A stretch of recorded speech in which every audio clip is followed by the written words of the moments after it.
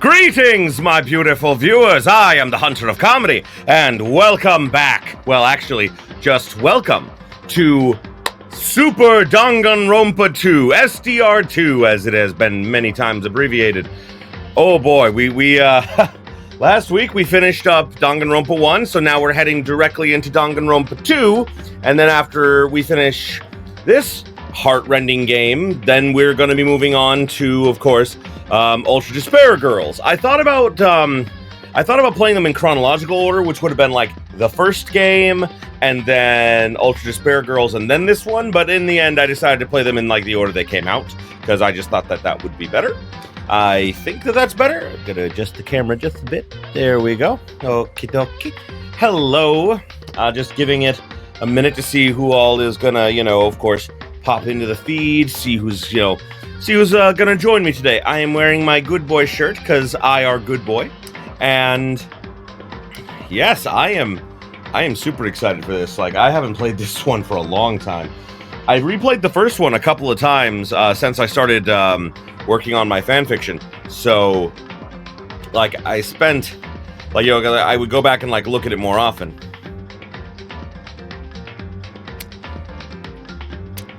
Zelaire.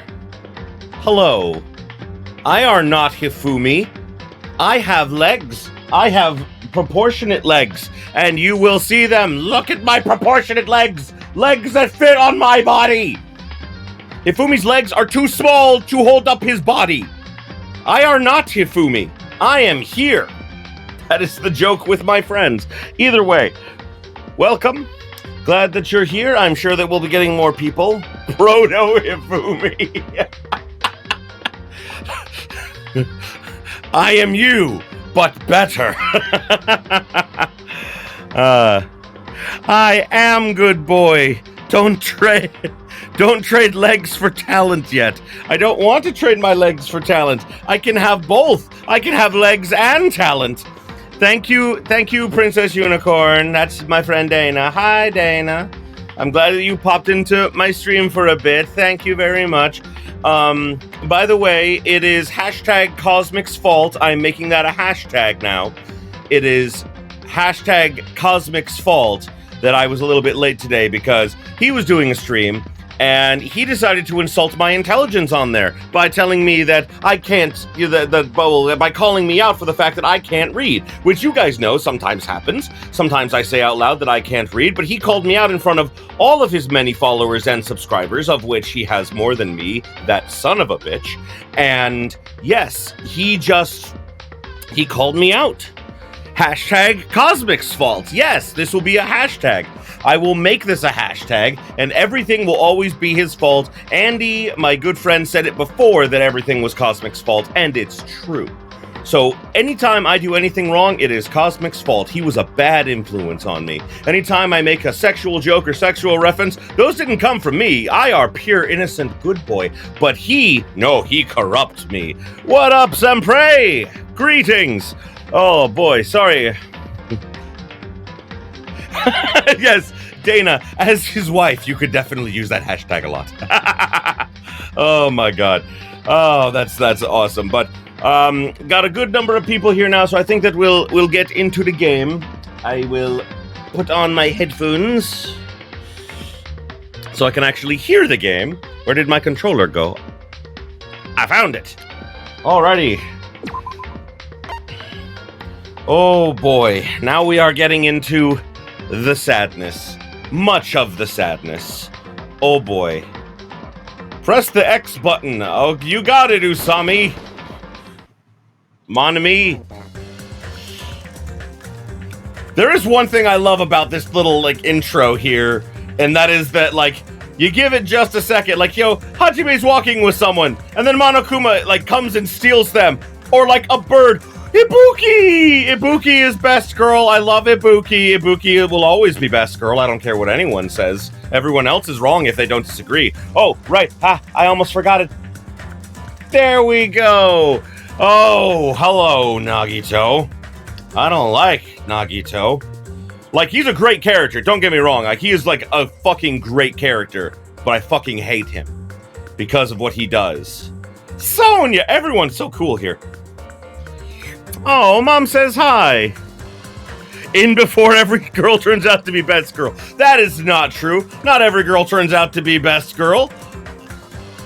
Like Hyoko. You see, Hyoko is definitely not best girl. I have a wonderful story when we actually get to it in chapter 3 of when my friend Sandman and I played this game together. Oh my god.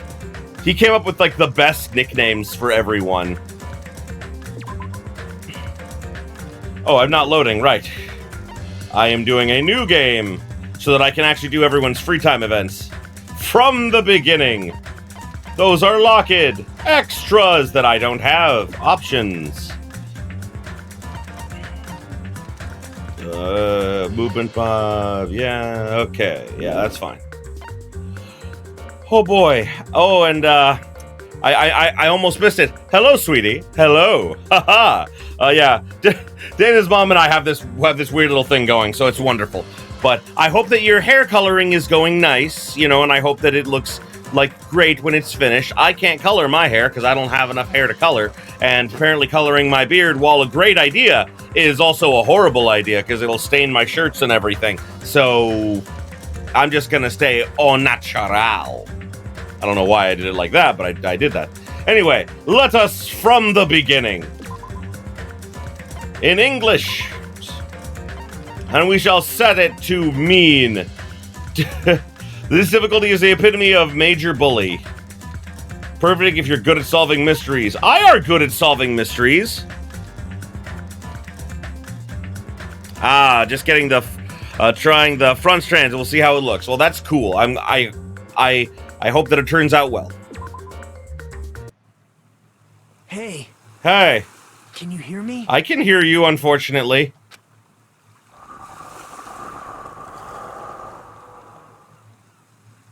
Are you okay? No.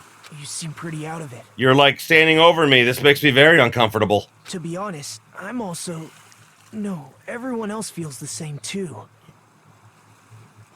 Which is my favorite game of the series? Probably V3. V3 is probably my favorite game of the series because that was the one where Maki, like, I love Maki. Like, from before the game even started, like, this always happens. This has always happened, and I explained this once before. Before you started joining our streams. So,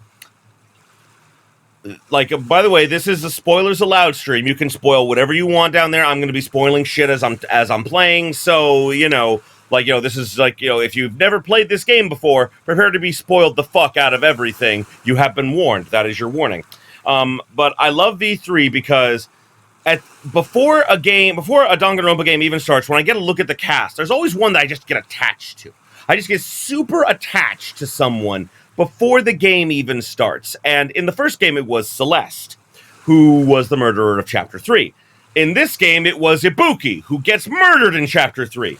In V3, it was Maki. And I panicked when I got to Chapter 3, because I was like, I cannot let the curse continue. And then she survived the whole fucking game. And I was like, oh, thank God. Oh, so like V3 was my favorite because it was the only one where my favorite character survived all the way through. Since we suddenly got put in this weird situation. Hey, are you listening? That depends on your definition of listening. I do love that Bryce Papenbrook really changed up his voice between Nagito and Makoto, though. I don't understand. Why am I here? What happened? That is a very good question. I should try and remember that first. And why was the world all pixely?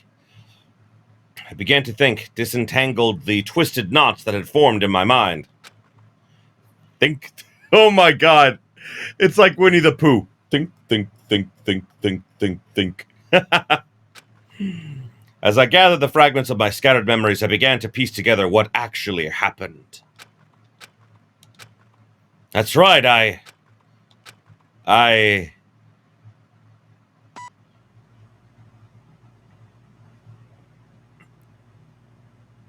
love this. Such huge hints at the very beginning that they're all in a fucking simulation.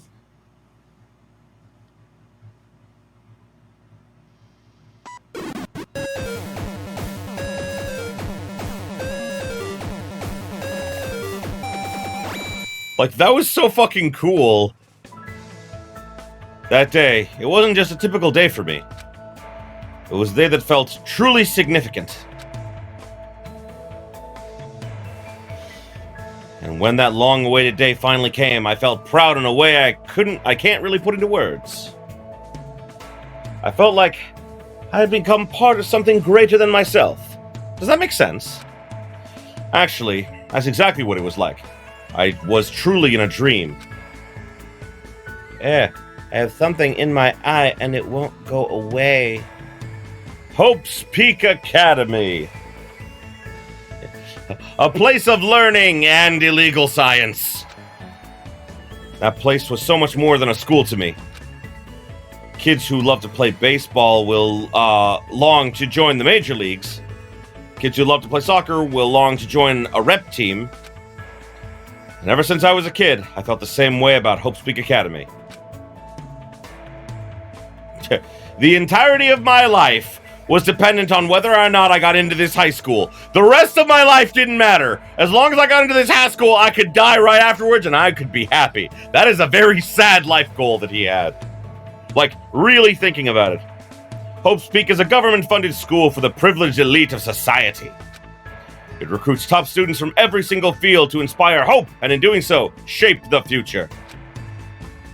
Whenever Hope's Peak Academy is mentioned, it's only a matter of time before someone says, if you come here and manage to graduate, you'll be set for life. I don't know why they say manage to graduate, as though, like, it's difficult. They let the students do basically whatever they want as long as they prove that they're talented. Like, they're still talented in their talent, you know?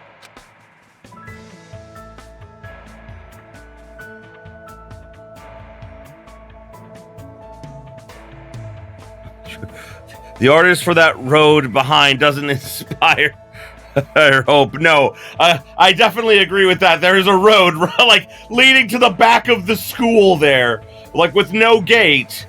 It's just like, yeah, that's a bit of a design flaw.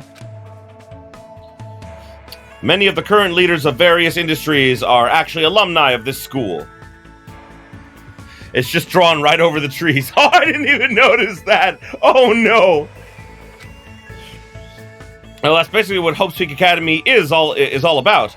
As they say, it's truly the Academy of Hope. There are 2 criteria you must meet in order to attend this school. 1, you must be a current high school student. 2, you must be the very best at what you do. Unlike other schools, there aren't any entrance exams at this academy. The only way to get in is if the school scouts you itself. This is how Hope's Peak Academy operates. Maybe that's why he doesn't care about the rest of his life. He just needs to go there to be set for life. Yeah, but, like, he doesn't even have a talent, so, like, what is that? Like, yeah, I want to get into the school. My talent is getting into schools. How do you make a life out of that? Now, because of the talents of those who are chosen, the students of Hope's Peak Academy are called Ultimates. Now, one thing I will say is that it kind of makes more sense for Hajime to be obsessed with, like, the other students and their talents and everything, more than Nagito is because of his hope thing, but, you know,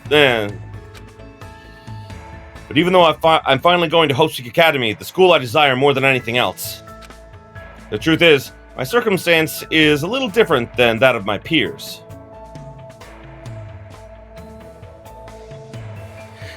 It's the Aperture Science Division of Set for Life! Yeah, right.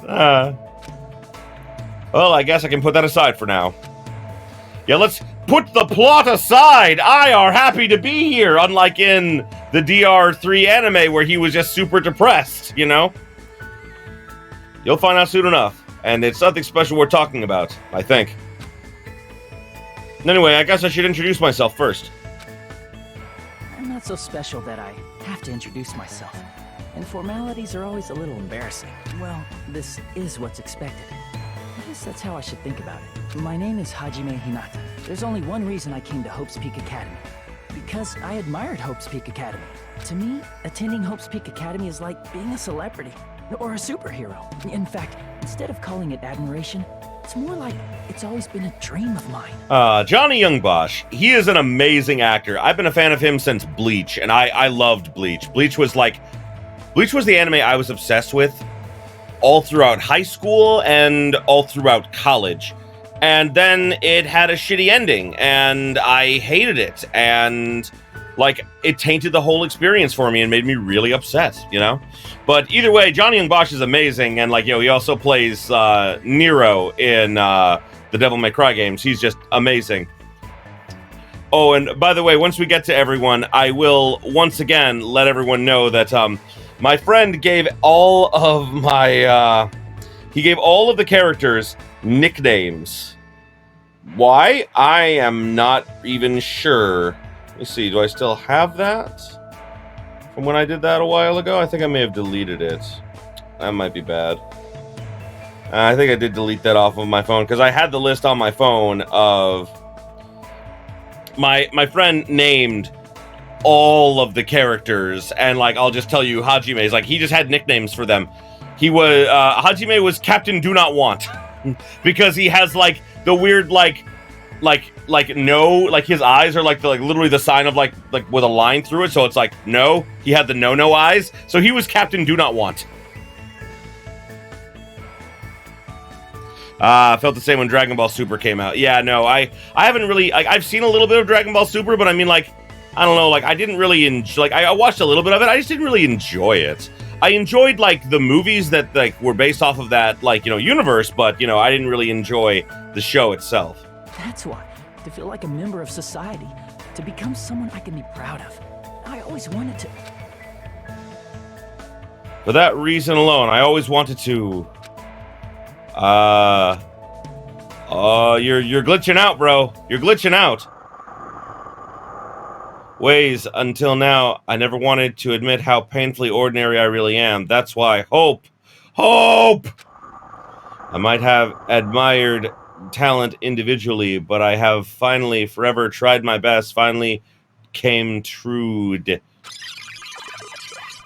Huh? What is this? It's a door. That is a door, indeed. That is what that is. That is a door. That's a door. It still... I need to hurry. Because I need to go inside this classroom. Need? What need? No. I should hurry. Very slowly.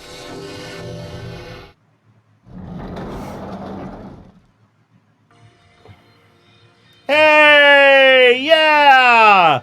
The wonderful cast of SDR2. Oh. I suppose this is probably the best point to tell everyone the nicknames that my friend had for everyone, because they're just fucking weird but funny. So we'll start off with, like, whoever's on, like, the far left. Okay, so Sonia's nickname was Peach because, you know, Princess Peach.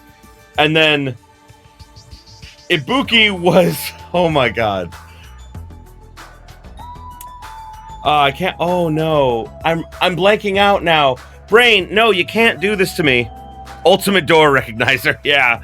Okay, hold on. 1 second, guys. I promise this will be worth it. I promise this will be worth it. What up, Drake? Sorry, I'm not in front of the thing right now. I am doing stuff, and I am getting the list again. You remember the list. You and Solaire should remember the list. There we go. Okay. Alrighty. I have the list again. I have the list again. The list of the names that my friend came up with that are now, canonically now, by the way. Okay. So, I now have the list. The list of names that everyone has, that my friend Sandman came up with for all of the students. So, Hajime was Captain Do Not Want, as I mentioned before. Lovely Chiaki, the ultimate gamer, was Hoodie.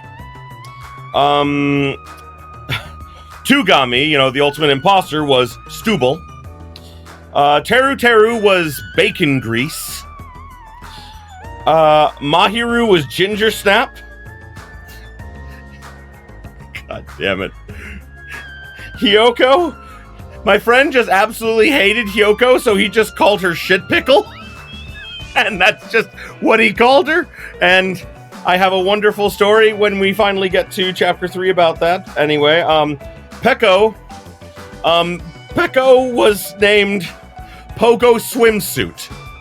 And like when he came up with that, I just stopped and I looked at him and I was just like, Pogo Swimsuit? And he said, yeah, because now you can't stop imagining it. And I was like, oh my God, you're right. I could not help but when I say that, imagine Peko in a swimsuit on a pogo stick. And I'm just like, that's fair. I don't know why that works, but that works. So my friend was also convinced. No, this isn't Hiro who made these up. No, this was my friend Sandman. And dear God, like we're currently on my YouTube channel. We did a Let's Play of Yakuza 0. So if you want to get more of his humor, which is amazing, by the way, definitely go for that. But he was convinced that because of Chihiro in the first game, with her biological sex being, a man, basically being, like Chihiro being Chihiro, like he was convinced there had to be one of those in this game too. And so he just 100% assumed that Fuyuhiko was a woman. I don't know why. And I'm just like, no, I was like, no, dude, that is like, Fuyuhiko is definitely a man. And he's like, nope, that is a she-man. And so that was what he called him. He called him She-Man the whole game. Ibuki's name was Ass Magnet because both of us agreed she is an ass magnet. She both attracts and, is attracted to other people. So she is an ass magnet. Mikon? God damn it. He just called Mikon whore. There was no joke. It literally, like, after all the scenes of her, like showing her panties and everything, he was just like, oh, look, it's the whore. And I was like, God damn it. Oh my God. Nekomaru was Thunder Titan. And dear God, to this day, he doesn't remember anything else about Nekomaru Nidai except for the fact that he becomes a robot later. Like, that's all he remembers. Gundam was nicknamed Captain Spooky because why the fuck not? Sonya was Peach because Princess Peach, as I mentioned earlier. Kazuichi was Street Shark because that just fits with him. And Akane also did not get a nickname. He just called her Tits because that was the beginning and end of her characterization, and he just called it like he saw it. So yeah. Oh, and Nagito. Precious, wonderful, amazing, terrifying, horrible Nagito. Nagito was Dr. Bob. And the reason he was Dr. Bob was for the very simple reason that it's like, look at him. Would you trust a man named Dr. Bob in any situation? And the answer is no. No, I would not. So, yeah. So, I'm sorry I took time away, from the intro for that, but yeah, I read that once at the end of another episode a while ago, but now that it's relevant, I wanted to read it again. So, yes. Hello, my babies. Hello, my honeys. Most of you are not going to survive this game, and that makes me very sad. I'm actually trying to see. Most of the people that survive are in the back row. Except for Sonya. Sonya's up front. Oh, boy. They're still as hilarious as the first time you named them. Technically. What do you mean, technically? All but one of them are going to survive. Oh, that's...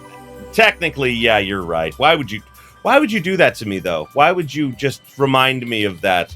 That Chiaki's never coming back. She's dead. Although, I did love the fact that Chiaki's AI here was formed because they all subconsciously wanted her to come back to life. And this simulation, in a weird way, did that. That was one thing about DR3 I did like. Huh? Who goes there? I go there. I go here. Hello. Are you feeling all right? You look quite pale. Hey, could you be... You're also a freshman at this school, right? I am. Then you're all... Technically, they're not freshmen because they started in their second year, but you know how it works. See for yourself. We're all freshmen, too. These guys? Everyone? The freshmen who were accepted into Hope Speak Academy, the Ultimates? I assume freshmen like us have been gathered in this classroom. Gathered?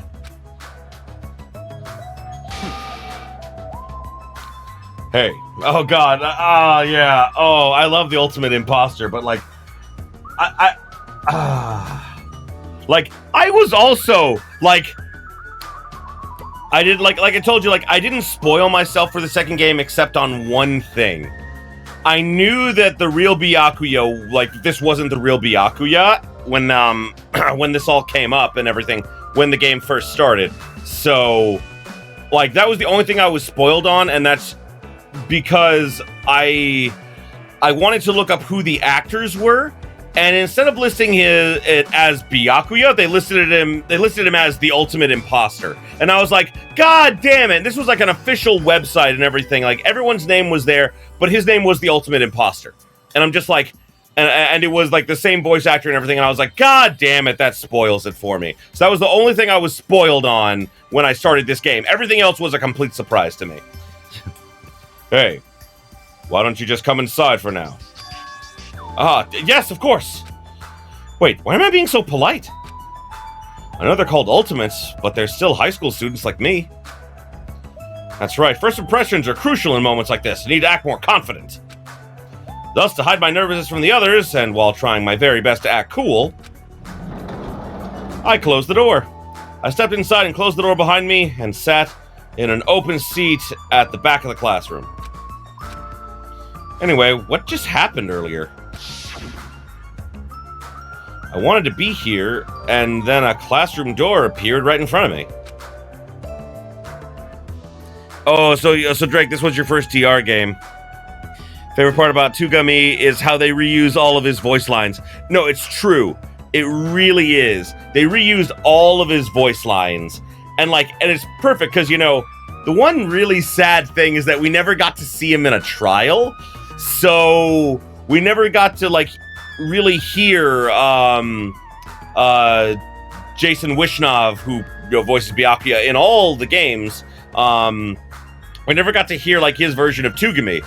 Like, we get to hear him later as Byakuya later in the game, but, like, I don't think you get much of, like, he only recorded only a couple of lines for this game, and that makes me really sad.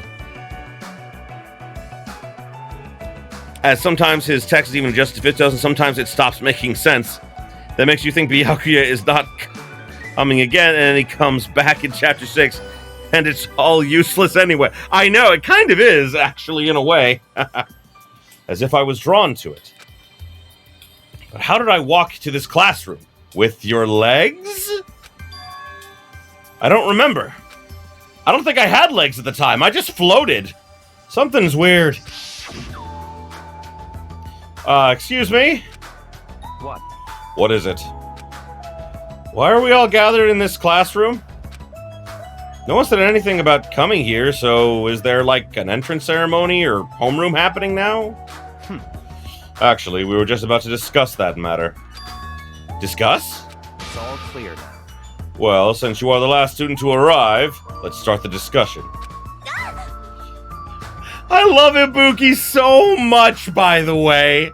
Ibuki is, like, my fucking favorite. She is best girl of this game, because I love Chiaki and a lot of the others, but I mean, like, Ibuki was just like, yes. All of the yes. I played 13 Sentinels recently, which is another great game that you guys should check out, and, goddamn. There was a moment where a guy is describing a girl, and he says it just like this. She really is quite... yes. And I was just like, that is how I would describe Ibuki. Ibuki is just... yes. Oh my god. Eh? Is this everyone? How do you know? There are only 16 desks in this classroom, and this guy is the 16th student. My god! It's always the 16th student! He is the villain all along! My god! And that's ironic because it's true! Such ignorance. Yeah, Chucky is really nice, but kind of generic. Makes sense given... like, no. What I love is that you see Chiaki grow as the plot goes on because she's an AI that's learning. Like, it's sad that like she starts out very generic. The one thing I did love was like when I will tell you like when like, you know, when I first like, I'll tell you my exact reaction when I first like, you know, got introduced to her, like when they do the introductions and everything. But I'll get to that. It's obvious if you bother to think about it. And just what are we gonna talk about? The reason we've all gathered here in this classroom? That's my best Teru impression. It's kind of horrible, but I'm doing that anyway. I'm committed now. First, I need to confirm something. Out of everyone here, is there anyone who actually remembers how they came to this classroom? Huh? We all looked around at each other.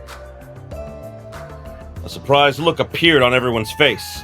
Not one person raised their hand. I see. So before you realize it, you are in this classroom. Then everyone here is in the same predicament. Very strange. No matter how you look at it, it's unnatural. Even you stupid-looking ones would agree, right? What's going on? It sure is strange. Nobody actually remembers how they came here. Hey, Hey, what do you mean stupid-looking? So in other words... The moment you set foot on campus, you felt a strange dizziness, and now you're here and you don't know why. That is what I experienced before I arrived here. Am I correct in assuming that's true of all of you? That's what happened to me too. Eh? That dizziness wasn't just me? Everyone felt the same dizziness. That's weird. Even if it's just a coincidence, it feels too good to be true. Naturally. So you're saying it's not just a coincidence then? huh? Huh? So in other words... Meaning we can only speculate who's responsible for this strange phenomenon. What I love is that you're not wrong, Senpai. Like, really you're not, because, like, sadly, like, fake Byakuya, Tugami, like, he's, what I loved is that, like, he is everything we wanted Byakuya to be in the first game, but he wasn't, you know? Who's responsible? What is it? It feels like this is gonna get even stranger. Socially, yes. Otherwise, not really. Wait, hold on. What do you mean otherwise, not really? What do you mean otherwise, not really? Excuse you. This is the best version of Byakuya that exists. I mean, not only is he, you know, compassionate, smart, and looks out for everyone else, he's a fucking badass. And I mean that like you wouldn't expect a man as like you know, a man like pretending to be Byakuya to be as badass as he is, but I mean, like, dude, imagine this. He's the ultimate imposter. He shouldn't be able to do that at his size. At his size, he should not be able to impersonate anyone, and yet he can, and no one questions it! That is a talent, and that's why I love it. Trials of the first game were too easy. You're definitely right. Gathering everyone for the party, having all the precautions, and then not even checking the building himself.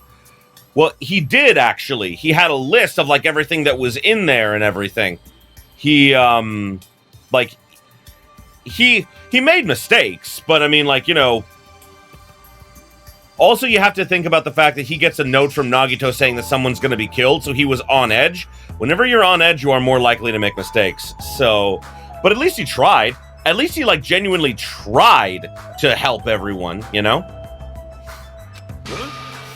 I don't know what you're so worried about, but that doesn't sound like a huge deal. Huh? What do you mean? So what I mean is... It's a minor problem. Instead of trying to figure out why we're here, we should try to figure out why we can't leave. What's that mean? Huh? What do you mean we can't leave? Impossible! Seriously? I watch him rush over to the door and try with all his tiny little might to open it. But, as expected of a man of his stature, it won't open. It can't open.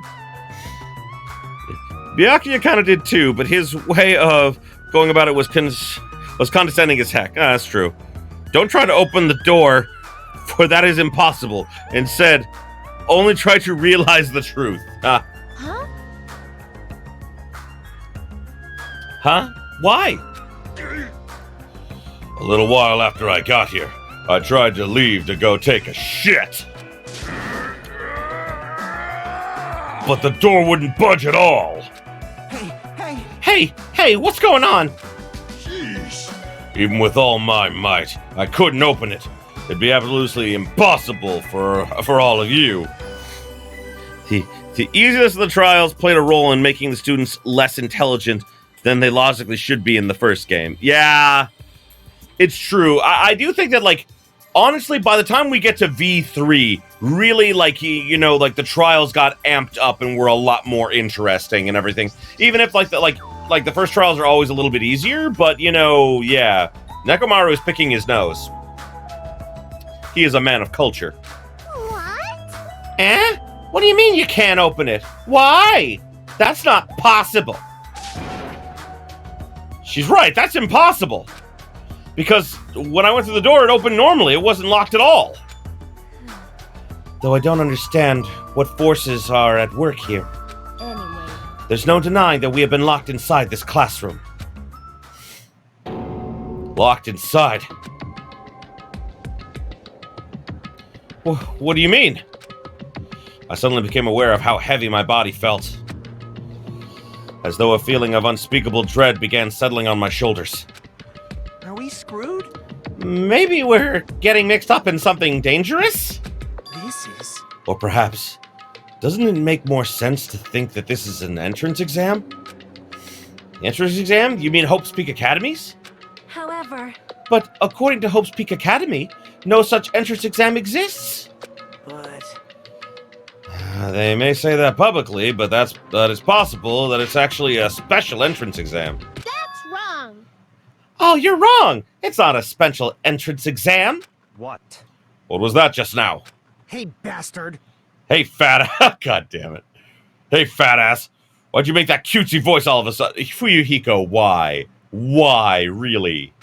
I won't dispute your blunt remark about my weight, but that voice you heard was not mine. I love how he's proud of the fact that he's fat. I'm not kidding you. I fucking love that. You cannot body shame this man. I love him. He is awesome. Huh? Huh? And whose was it? It's actually mine. Who's there? Where are you? Perhaps. It sounds like it came from behind the teacher's desk. Behind the teacher's desk? Hello. All right, I see everyone has arrived. Let's begin.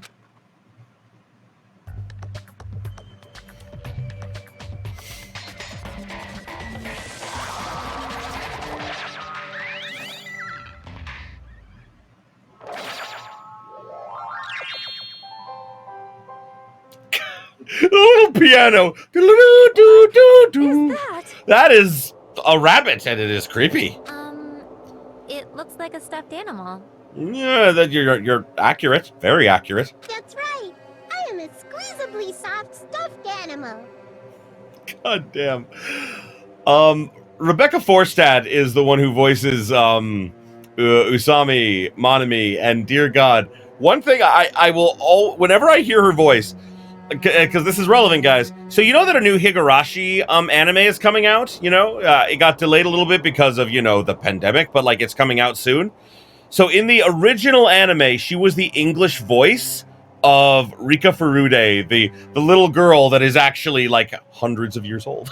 Well, she's not actually that, but like it's just like she was the voice of Rika, the one who did like the Nippa all the time, and I'm just like, whenever she talks, I cannot help but hear her as that. She was also Nonali in Code Geass, so she hasn't been in a lot of stuff for a while. This was like the last thing I heard her in, which makes me sad. She's a really talented actress. Please don't spoil us about Higurashi. I'm sorry. I realized it when I said it, and I'm sorry about that. I spoiled like a little bit there, but trust me, go watch Higurashi when it comes out. It is fucking amazing, but I love Rebecca Forstad. She's an amazing actress. Magical miracle girl Usami, aka Usami. I may not look like it, but I am your squeezably soft teacher. God damn it, why? Nice to meet you all. The funny thing is that, like, after playing the first game and not knowing what Usami's deal was, knowing that, obviously Monokuma was going to show up sooner or later, I was literally like, what the fuck are you? And my honest thought when I first played this was like, hold on.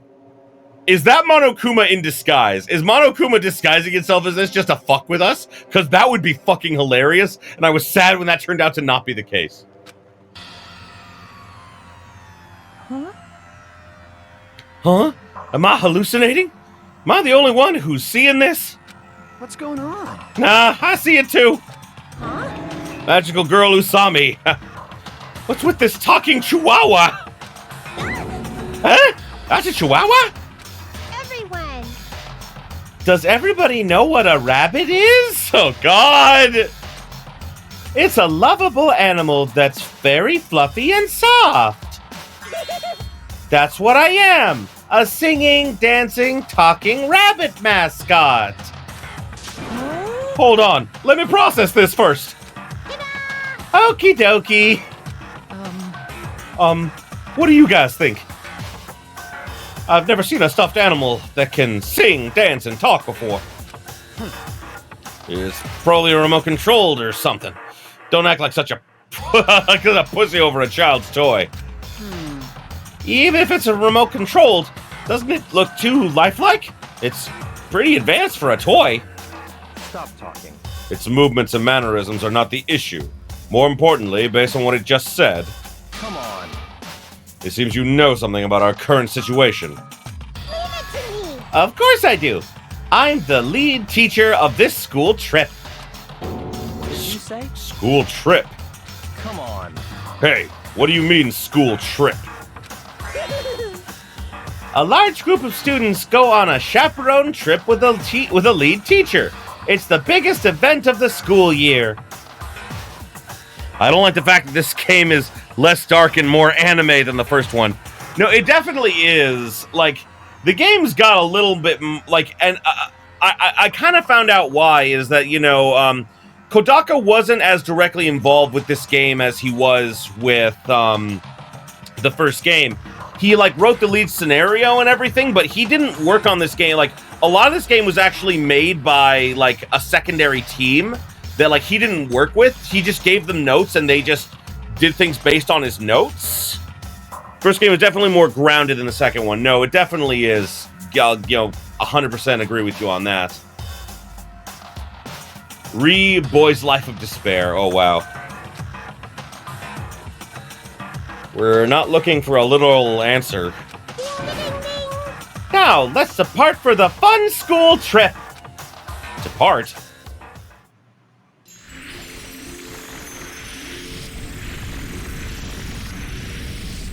And the background loaded.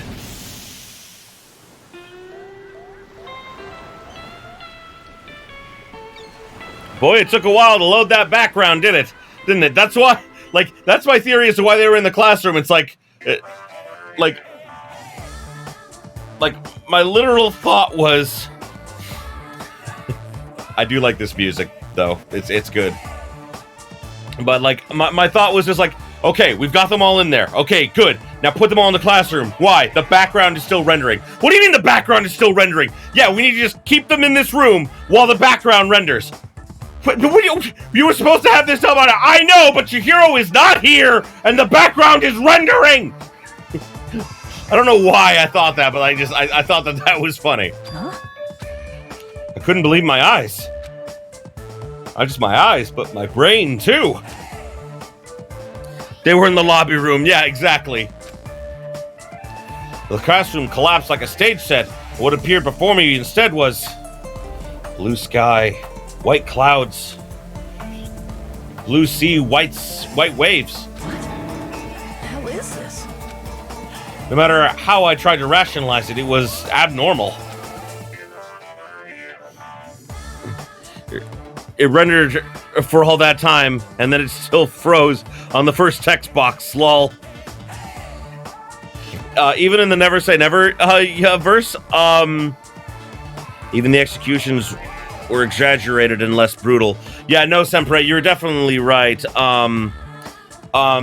That's because Kodaka only worked on the first and last executions in this game.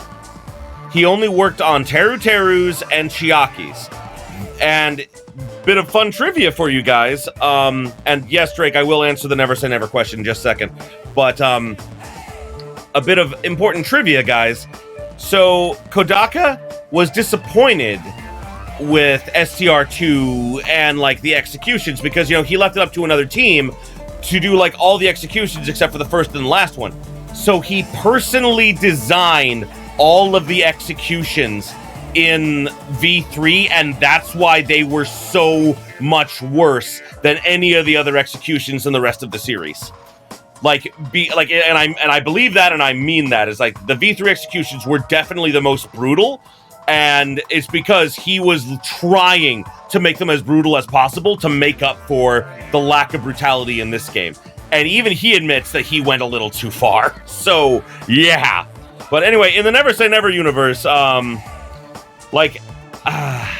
thing is, I want to do a specific stream where I just talk about it, where I just talk about all of my plans that I'm gonna do, that I was gonna do for like Never Say Never 2, Never Say Never, like, you know, Ultra Despair Girls, and Never Say Never V3, because I had plans for all of it. But like, it's like telling you about that spoils some things in the current Never Say Never, and I don't want to do that. So the only thing. Oh no, Zalaire, you're definitely right. It was definitely it definitely added to the fact of like the V3 show being the 53rd season and getting more and more brutal over time. But Kodaka in an interview said that he personally worked on all of them to make them as brutal as possible because he wasn't satisfied with the ones the team came up with in the second game. So yeah, the second execution was based on Sakura's, but it wasn't like, I'll talk about it when I get there, because we got to get through the prologue. But anyway, to answer your question, Drake, in the Never Say Never verse, I can't say whether or not Chihiro is there, because that spoils the end of my story, because I'm keeping it in the dark, like, if the students even survive at the end of my story. Because we all know that they all get to the end and everything, but essentially, like, I can't say too much more because I want to keep it a surprise. I don't want to spoil what I've currently got. But I will, once I finish Never Say Never, I am definitely going to be doing a stream of, like, telling everyone what I was going to do with, like, the other games and everything. So, I'm sorry, but that's kind of what I decided when I started to play this. I'll give you a little, I'll give you a little tidbits of what I was planning on doing with the game and everything. All I will say is that they're definitely going to have that moment of, like, guys, the background's rendering. What? What do you mean the background's rendering? I mean, the background is rendering. It's not done yet? Of course it's not done yet. What else does the background is rendering mean? Clearly unreasonable. Utterly crazy. Blatantly wrong. I love that Hajime, like, has an opinion. What? Are you kidding me? This is a joke, right? Emergency! Where are we? Why? Huh? What's going on? Everyone! Everyone, please stay calm. There's no reason to panic. See? Look around.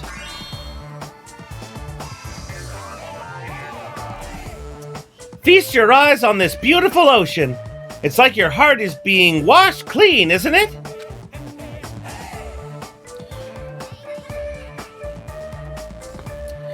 I probably will at some point, soon and everything. Like, it definitely is kind of obvious at this point. And again, like, that was the thing that I didn't mean to come up with. It just kind of wrote itself, and I was just like, I like this. I'm just gonna go with this, and so I just did, Even though some people are upset with me because I didn't put him as a pair with, I didn't have him paired up with Taka. But I always saw it as more of a bro friendship thing rather than homosexual. But I understand why people would think that. Like, the game kind of leaves it open to interpretation, and that was my interpretation. But some people were kind of upset about it. At the same time, I had people say, like, I normally ship Mondo with Taka. But I kind of think that this ship is also cute. And I'm just like, oh yeah, that's good. Okay, good. I did good. It washes away everything, even all the bad things. Hold on. Hold on. Give us the details. Where in the world are we? Where, you ask? Well, obviously, we're out where it's better, out where it's wetter. I am gonna get so copyrighted. Ta-da! Out by the sea. I understand this is the sea, but what are we doing here? You know, your throat's gonna go hoarse if you keep screaming like that. Oh, God. Something like this. But we were just at school, and now we are by the sea. It is impossible. No problem. Don't worry, the school trip has just started. That's all. Hold on a sec. But, like, why are we on a school trip all of a sudden? You totally skipped all the stuff that comes first. She's right. We're all supposed to be attending Hope's Peak Academy, which was the reason I came here. I see. Ah, Hope's Peak Academy. I see. Yeah, no, Usami is terrible at her job. You don't say. You guys are feeling unsure about Hope's Peak Academy. Then, in that case, Alrighty. please forget about Hope's Peak Academy. That's why we're having a school trip in the first place. God, Usami is really just horrible at her job. Huh? Bastard. The hell do you mean we should forget about it? Come on. Hey, what are you? Just what are you scheming? Whoa, what? I'm not scheming anything. I'm doing this for everyone's sake. I'm praying from the bottom of my heart that hope will grow in everyone's heart. No problem. There's nothing dangerous on this island whatsoever. So please, there's no need to worry at all. Wait, Island. Did you just say island? Ta-da! Yup, and it certainly is beautiful. I was prepared for, it was prepared just for us. An island free from other people and danger. There aren't bears or anything. The funny fucking thing is I just said that, and I'm just like, there aren't bears or anything, and I was just like, well, I said that on impulse, and I didn't think about Monokuma being a bear. Are you saying this island is uninhabited? could it be? Perhaps you brought us to this uninhabited island to make us kill each other. What? The funny thing is that all of us in the audience are like, dude, he's on to something. Dude, he's on to something. And she's like, what? Nuh-uh, no way. Bloody business like causing violence or inflicting pain is a big no-no on this island. Even the word kill, oh, it just horrifies me. Gah, so scary. What are you thinking? Then what is this school trip you mentioned? What do you intend to do on this, what do you intend for us to do on this island? Yeah, nothing dangerous except for the military base. I almost feel like maybe the military base didn't exist until Monokuma got there, you know? Got it? If I was them, I wouldn't care if I was at that situation since I'd be on the beach.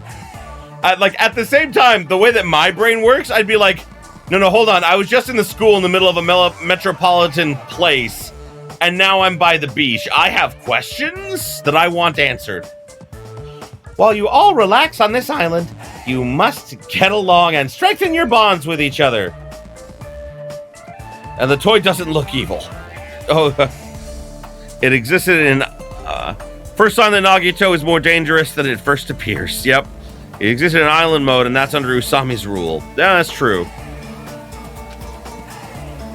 So, God. That is the main rule on this heart-throbbing school trip.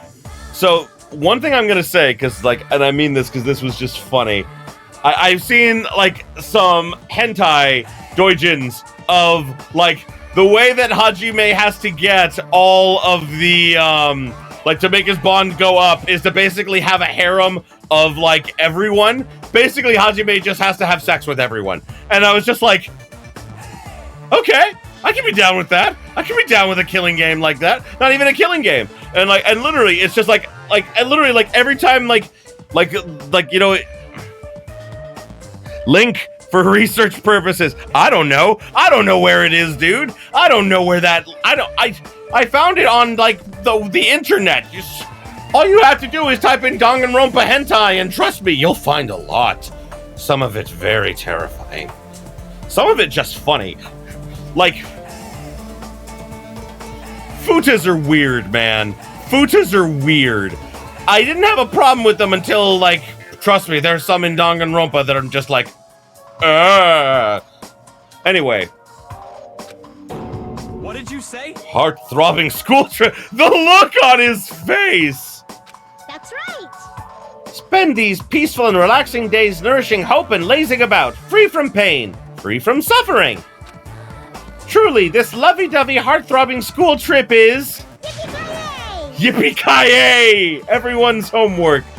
So what you're saying is group orgy. I am down for the group orgy. Let's do the group orgy. What? What the hell does that even mean? Now then. Let the heart-throbbing school trip begin. Oh, God. It goes without saying, but I had no idea what she was talking about. I couldn't follow her words at all. And then, just like that, like a curtain slowly lowering, my mind ground to a halt. I love that they give you, like, this fake opening and everything before they get the real one. Oh, Chiaki. Oh, Sonya is good. I like all this. Hi, Tits. Shit Pickle. Captain Spooky. Street Shark. Ginger Snaps. I can't say it fast enough there. Thunder Titan. Ass Magnets. Baking Grease. Welcome to Dangan Island. Okay.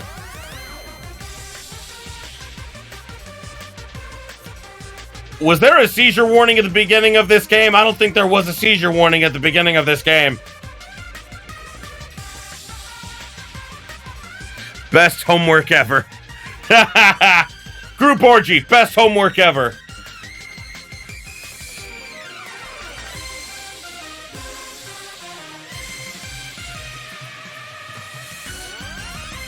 The theme song is pretty fucking good. Yeah, you're right, Drake. Oh, God. There's so much doujinshi of DR. It's gonna take a while to find the one you mentioned, and that's assuming I don't get traumatized looking for. I know. Like, some of the early, like, Danganronpa stuff is literally just, like, dark as fuck. And I'm just like, wow, the DR community, something really horrible awakened in all of them. Time to save! Hey, can you hear me? I can hear you. Are you okay? Hey, Sonya! Never mind. You seem pretty out of it. I am very out of it. Hello, that is the sun. To be honest, I'm also... No, everyone else feels the same too. I don't believe you. Everyone else seems to accept this rather easily. Since we suddenly got put in this weird situation. We already know what the weird situation is. Why are you hovering over me? Hey, are you listening? No! Hey. Hey, are you trying to find a voice for him? Because, like, too many of the characters are just my regular voice. I'm trying to find voices for him, but I mean, like, I just can't. One second, though. God damn it. I turned my AC off because it got, like, actually kind of cool last night here in Texas. It was in the 50s, and so I was like, oh, I don't need my AC on. But now, oh my God. Oh, it's fucking hot. It's hot.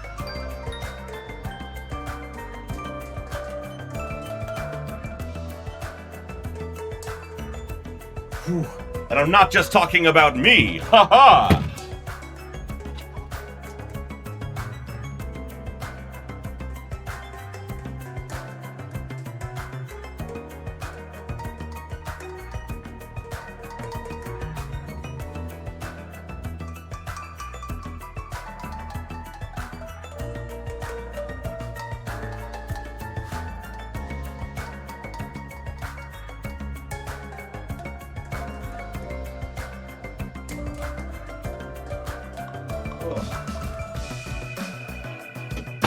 There we go.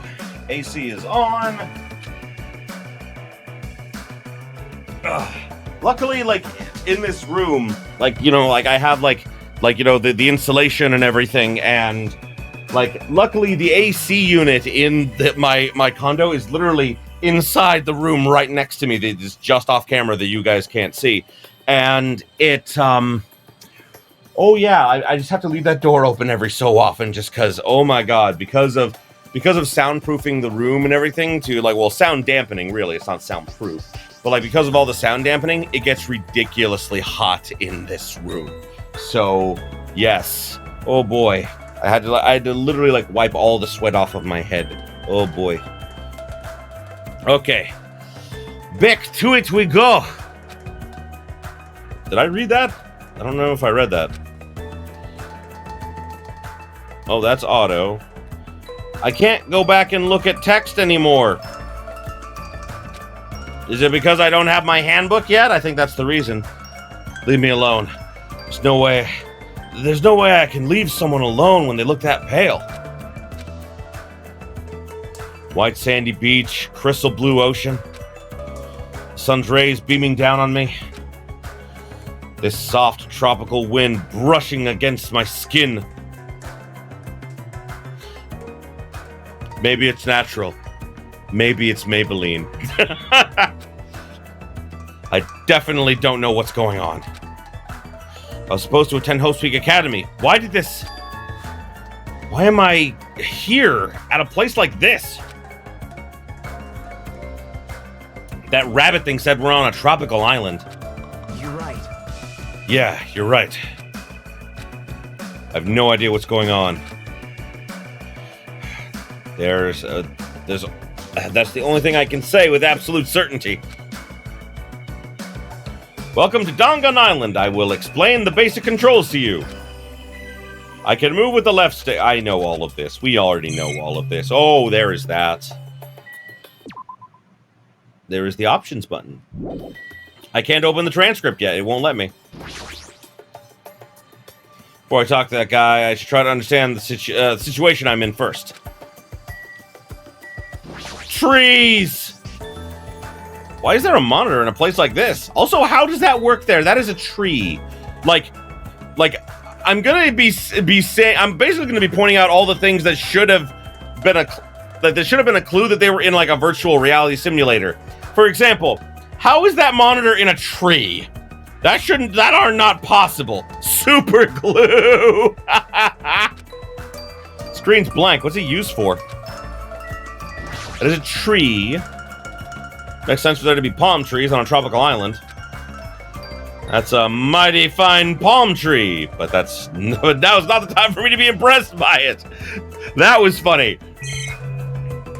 Ocean!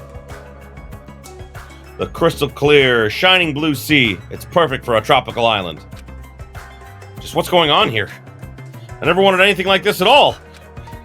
I love how Hajime is literally like, I wanted to go to school, not go to a tropical island. My God. Trees are probably fake. That's my assumption. No, but it's not. It is a real tree. As you heard Hajime say, it is a mighty fine palm tree, it is. Is this a camera? A surveillance camera? Are we being monitored or something? That's not it. I wouldn't say we're being monitored. I think we're just being watched for our safety. Well, it's a waste of time to think about it. Best not to worry. I think I found his voice. What's with this guy? How can he be so calm in a situation like this? Maybe he's just a chill guy. No, he are insane. Hey. So, how are you feeling? Are you calmed down now? I understand your confusion after everything that's happened. But why don't we start with an introduction? Introduction? I'm Nagito Komaeda. Nice to meet you. Ultimate lucky student, Dr. Bob!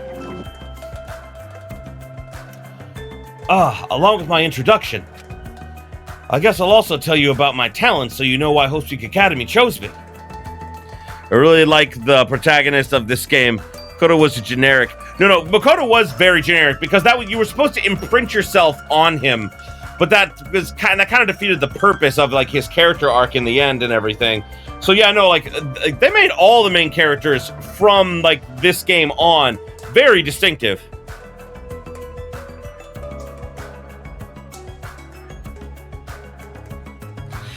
Yeah, without an opinion, I do agree that's taking it too far. At the same time, like I said, he was meant to be like a blank slate, so, you know. Well, even if I tell you, in my case, it's a pretty disappointing talent.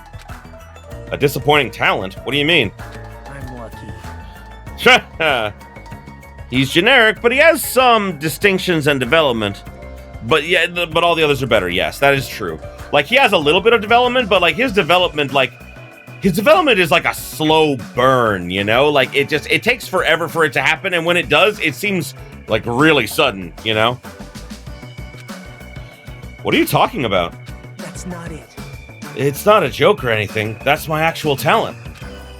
I'm the ultimate lucky student. At least that's what I'm called anyway. Ultimate lucky student? You're right. Through a countrywide lottery, apparently only one ordinary student is selected at random to attend. Hope Speak Academy as the ultimate lucky student.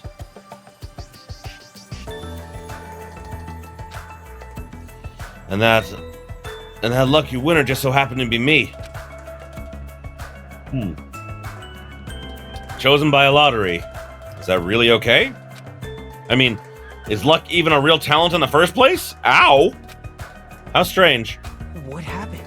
Your face looks troubled. No, I'm not troubled or anything. I'm just, contemplating, I'm just, questioning every, decision in my life that led to this moment. No, I'm fine. I have mixed feelings about this, too. Someone like me? I never thought an average, talentless high school student like me would ever enter Hope Speak Academy. At first, I declined. I told them I didn't deserve it, but they told me they really wanted me to attend.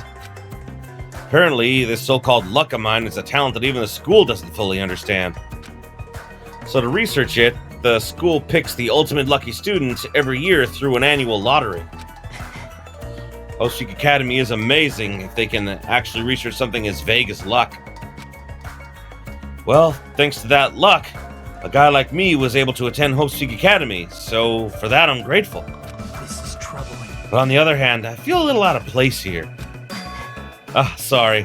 I have a bad habit of viewing most things through a pessimistic lens. Yes, you do.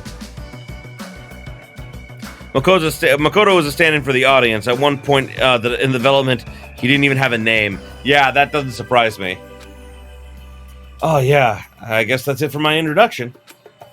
Huh, Nagito Komaeda, huh? Doesn't seem like the most reliable guy. Damn it. But he doesn't strike me like a bad person either. Hey. Now then, it's your turn. Yeah, I'm Hajime Hinata. Then let me ask you a question. What is your ultimate talent? All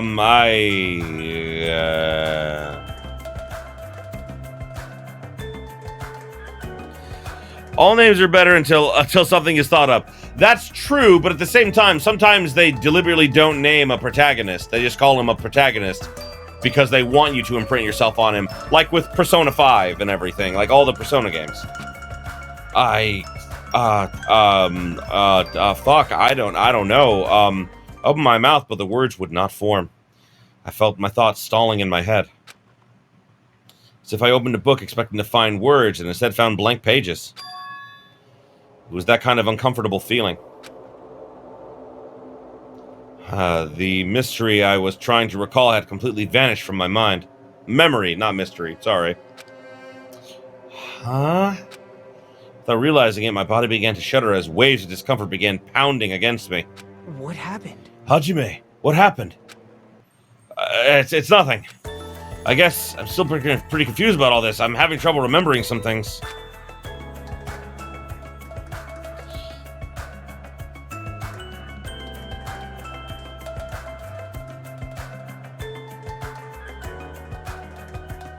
Oh, Shujinko, protagonist. Okay, that's actually funny, because Shujinko is also the name of like the main character of one of the of the fucking Mortal Kombat Deception. That's funny. I like that. Interesting. I understand how your memory might be confused after suddenly getting into a situation like this. I'm sure you'll remember soon once you settle down. So I don't think you need to worry about it all that much. Yeah, you're right. Yep. Then I guess we're done with our introductions for now. Oh my god, why? God damn it. I need caffeine. What time is it? Okay. I am in need of the caffeine. Because, dear God, always the night before the stream, I'm just like, I'm gonna go to sleep early. I went to sleep late again. Like, that's just how my life works. So, I'm gonna be back in just a second. Everyone gets a very short break here. Children, why are you fighting in the comment section? Why are you doing that?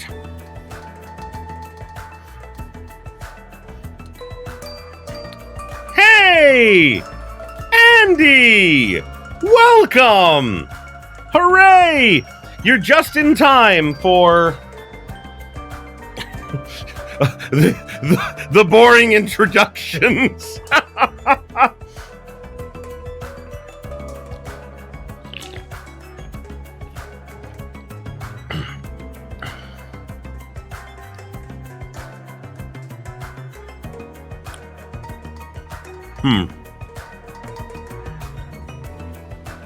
Either way, welcome back, everyone. I specialize in making boring into fanfare? Do I do that? I don't think I try to do that. I think it just happens. I think I'm just weird. But yes, we have, oh, since you're here now, Andy, you can hear the nicknames that everyone has that my friend came up with for all the characters, because I'm pretty sure you played this before, haven't you? You played the Danganronpa games before. So, by the way, this is spoilers allowed, so you're allowed to spoil whatever the hell you want for the entire series, so everyone's been warned. My friend named Nagito Dr. Bob. Nagito is Dr. Bob. Why? Because would you trust a man named Dr. Bob with anything? Anything? The answer is no. Then I guess we're all done with our introductions for now. Even though I don't know what's going on, I hope we can get along. I got a hope fragment! Wait, did something just beep? Something in my brain just beeped! Why did my brain beep? Oh, it was a weird sound. I hastily stuck my hand into my pocket. Oh, that's right. That strange mechanical sound just now definitely came out of my pocket and not from my brain parts. What the hell is this? It's like a PDA or a smartphone. Why is something like this inside my pocket? Are you okay? Usami passed them out earlier, remember? Oh, right, you seemed pretty out of it when it was going on. Now that you mention it, I think I kind of remember that now. What is this? It's an e-handbook! What the? Where'd you come from? Seriously? What nightmare dimension dreamed you up? I'm sorry. Oh, did I startle you? I'm terribly sorry. I don't think you are. Teehee! I know how to apologize like a good girl. You're not. She's just so creepy and she's not trying to, and that makes it worse. So much worse. Anyway, don't you think it's cool? The handbook is absolutely vital for this school trip, so make sure you don't lose it. This device is important? I shall explain. I've asked everyone to use their e-handbooks to gather all the hope fragments. Hope fragments? That's right. On this island, you'll obtain hope fragments as you get along with your classmates. Again, if we had a group orgy, we could be done with this in like an hour. Like, 2 tops. She sounds so condescending. I don't think she's not trying to, and it's obvious she's not trying to. As your relationship with everyone improves, you'll be able to gather more and more hope fragments. Oh, I scared you. I'm so sorry. Okay, no, you're right on that one. You're right on that one, Zelaire. Gather hope fragments so that the flower of hope achieves its full bloom. Truly... no, bubble in my throat, sorry. Truly, that is the main purpose of this school trip. Certainly not everyone to murder each other, because that would just be bad. Love, love. God, love. Right after I say that, love. Hey! Yeah, she's gone. A stuffed animal that moves, talks, and also appears wherever and whenever she wants.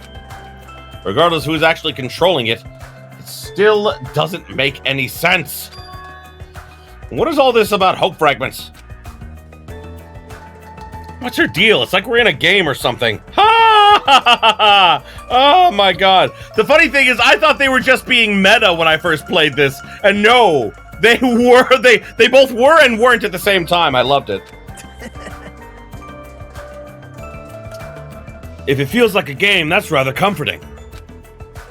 That means we aren't going to be in danger right away. Right away. Like, right away is the key in that sentence. Yeah, you're probably right, but... More importantly, you don't know anything about the other students, right? Yep. Then I think it's best if you at least introduce yourself to them. That's also true, but... Where did everyone go? I was kind of in a catatonic state until, you hovered over my face and scared the fuck out of me. Perhaps... Maybe they're exploring the island as well? Exploring the island? Hey. As long as we're expected to live on this island, we should learn as much as we can about it. For example, what's this island's name? Is there a way to escape? What about food and living arrangements? So why don't we finish introducing ourselves to the others and explore the island at the same time? I pretty much went around and introduced myself to everyone already, but I'll tag along with you. Oh, good. Exactly what I need, a third wheel. I'm sorry, I know I treat him so bad, but I don't like Nagito. He's a great character. Great character. I fucking hate him, though. I fucking hate Nagito sometimes. Now he's decided to come with me. Well, I guess that's helpful for me. I know I'd worry if I was left on my own. All right. Shall we get going? But is this really okay? I feel so relaxed in such a strange situation. Perhaps it's the tropical climate?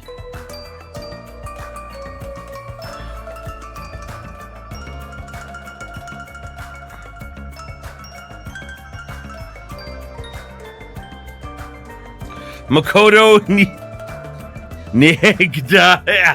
God, why? Actually, thinking about it,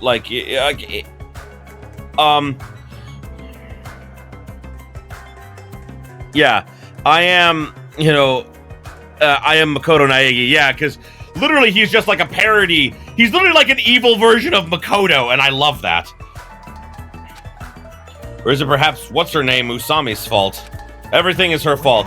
Actually, Andy, I have now hashtagged Cosmic's fault.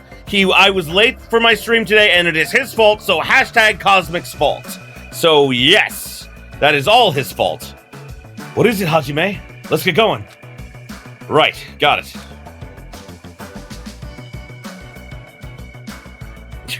Well, yes, but at this point, he's not being crazy, so how do we know? At any rate, if this is a nightmare, I have no idea if it's even started yet. Although, at the same time, I don't know if I would trust someone who was literally, hovering over me hey! Are you okay? Hey! Are you freaked out? I'm freaked out. Hey! That's what that looked like to me. Yeah, you mentioned that earlier, Drake, that he was supposed to be like Despair Makoto, but they decided to make them two separate characters, which I think is a better idea, personally. Sheesh, what kind of nightmare is this? I'm now able to use the handbook. Hooray! I know what the handbook are do.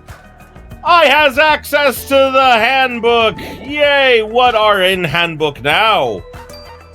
I don't have that yet. I have presents. I have report card. I have regulations. My pet!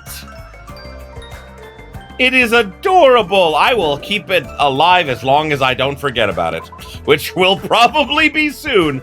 Seriously, at any time, you guys need to remind me about my pet, because I normally just let that thing die, because I forget. Time to go. About exploring the island.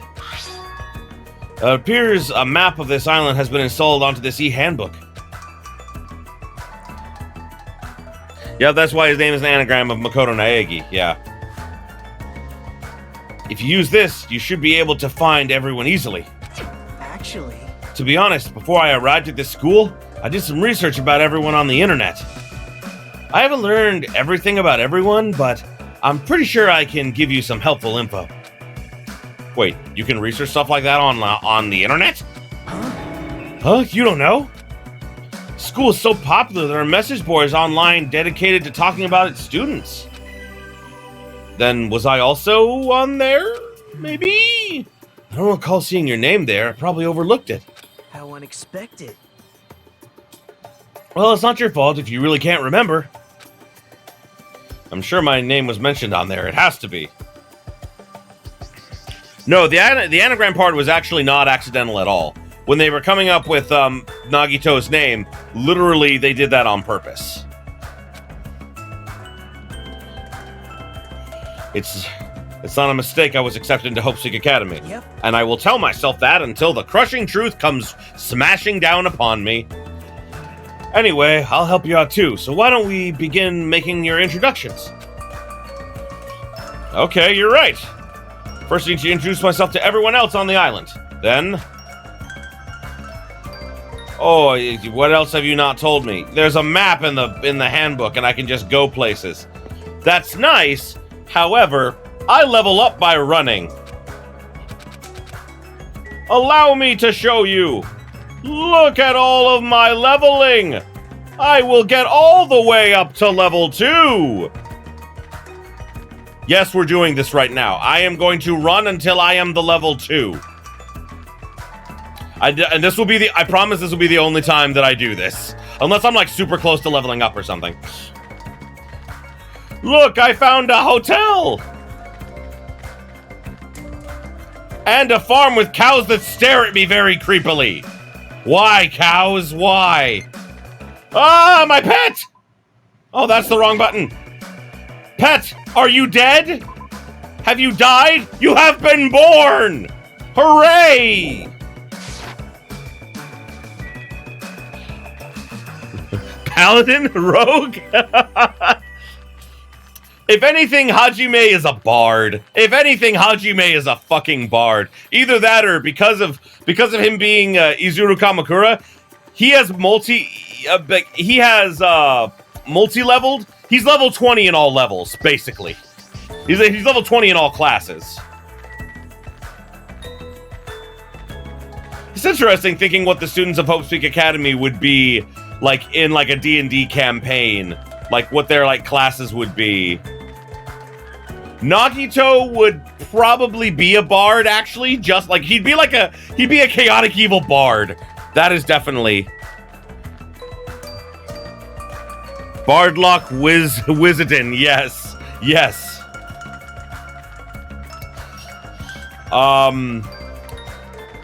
Chiaki would definitely be like DPS.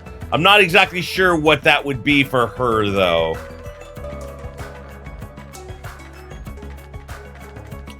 Trying to think now. I told you I was going to run until I got to level 2, and I meant it. And then once we get to level 2, never again. This way I can say that I did it once. I got to level 2! And now super run! I love that you can do this! You just don't level up from it! To the airport!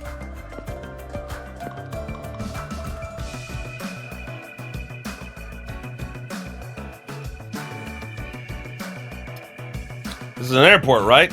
So things over there must be airplanes? Couldn't we use the planes to escape this island? Nah, it's impossible. If they were damaged, I could fix them, but it looks like these planes are just for show. Just for show? Man. The engines have been completely removed. Nothing I can do about that. Completely removed? Whoever brought us to this island must also have done that, right? Same person who was controlling that stuffed animal, Usami. But who is doing this? And why? And why did they bring us to an island in the first place? And how did they do it? The more I think about it, the less sense it makes. That's right. Oh yeah, that reminds me. You and me haven't been introduced yet, right? Name's Kazuichi Soda. I'm the ultimate mechanic. Nice to meet ya. I love this guy. Oh my god. Kazuichi is great, but not he's the hero of the game. He is the Yasuhiro Hagakure of this game, but useful. He's what Hiro could have been if Hiro hadn't have been such a dumb fuck. Ultimate Mechanic. He was nicknamed Street Shark by my friend because of his teeth. and the cap.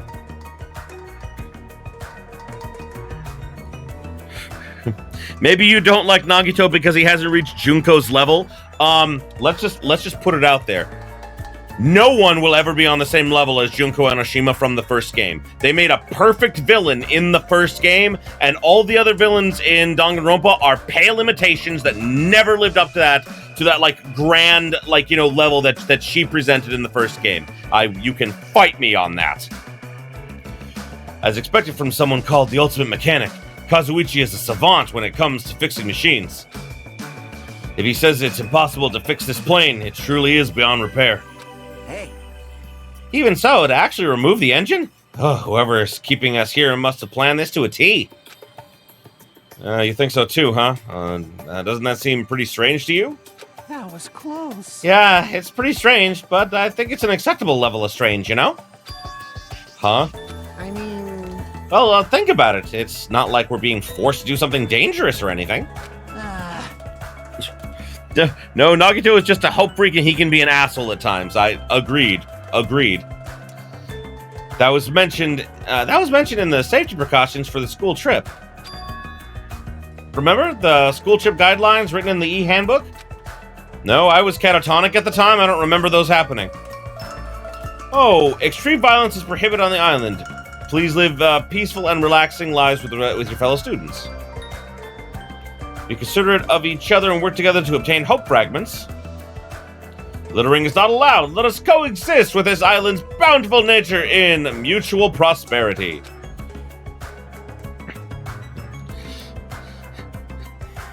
Kind of like, in a way, Hiro because he's such a dumb fuck. It's true. He really is. It's hilarious to have all those characters with deep motivations and then have one who's just a douchebag. No, he is just a dickbag. No, you're like as I said, like there are no bad characters in the Danganronpa series, but Hiro is definitely like if there was one, he is at the top of the list. For now. It looks like we're being kept safe, so why wouldn't this all be like any other school trip? There's nothing dangerous on this island. Spend these peaceful and relaxing days nourishing hope. Just as Usami said earlier. Seems these rules are in place to help us do that. Are you saying you believe what that thing told us? She forced us to come here, you know. But... don't be such a pessimist. You should look at this situation with a bit more hope, you know? Oh God, it begins! Optimism is essential for people who live satisfied lives. That's right. That is not true. That is very not true. I am definitely not an optimist, and I live a very satisfied life. At least that's what I tell myself every night before I cry myself to sleep. Well, I guess it's okay. I guess it's okay if we just enjoy our vacation and see how this whole thing plays out, right? If you stare closely at that strange-looking bunny girl, she might start looking pretty cute. No. Bunny girls, cute. Usami, creepy cute. Is that a thing? Is creepy cute a thing? I'm actually jealous of how carefree he's being right now. I got a hope fragment! Yay! And now for best boy, Gundam Tanaka! Seems Stop right there. If you value your life, do not come any closer. Huh? I said stay back. Oh, very well. I shall accept that courage of yours. What is this guy talking about? Yes, cute creepy is a thing. Oh, joy. Unfortunately for Host Peak, common sense is a separate ultimate talent. Yeah, it probably is. Would you like to know my name? Others may see your courage as recklessness. However, I welcome it. Listen well.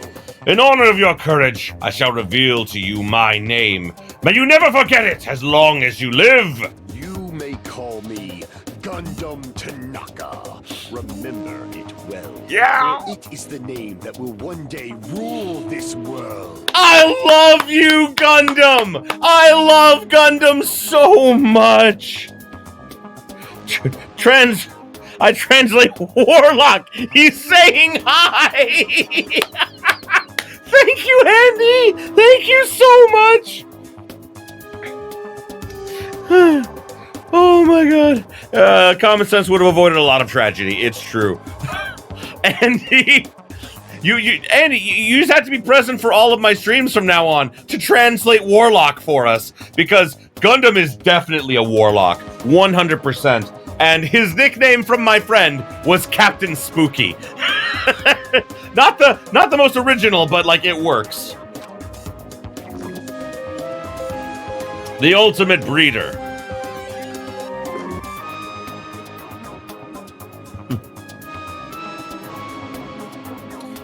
Yeah, Usami is just Usami's creepier than Monokuma in like a whole different way. Rule this world? He's kidding, right? If he's actually serious, that's pretty out there. He is a Chunibyo, like it's like 8th grade syndrome and everything. They keep playing pretend even in front of other people. Let me ask. Now then. It is my turn to ask questions. Whose master are you? Huh? You! Which tribe did you make your pact with? Answer me! What do you mean pact? Burn in the fires of pandemonium!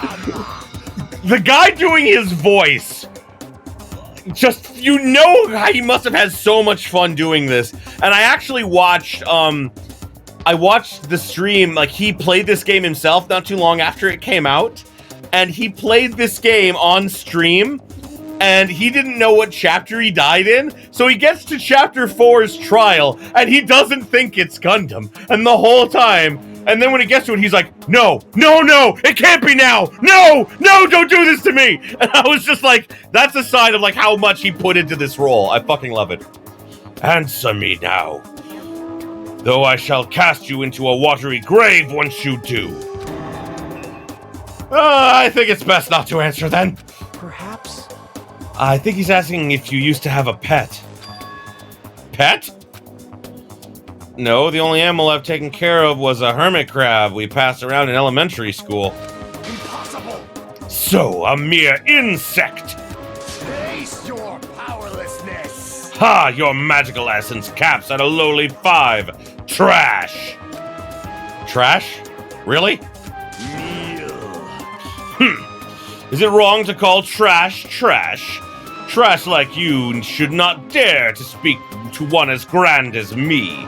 My name is Gundam Tanaka! Who do you think I am? I am the great and powerful Gundam Tanaka, Supreme Overlord of Ice. Behold my adorableness! Hold on a minute, something very strange just came out of your scarf. This is the Tanaka Empire! I love this man so much! Gundam is best boy! Hands down, best boy, I don't care what anyone says. Taming evil by using myself as a bed. Truly, this is the secret art of the Tanaka Empire. It's like something you see on a nature show. I guess he totally fits the bill of ultimate breeder. One of my 4 dark devas of destruction, Mirage Golden Hawk Jumpy, has this to say. We're not used to going easy on our enemies, so don't make us angry. You won't like us when we're angry.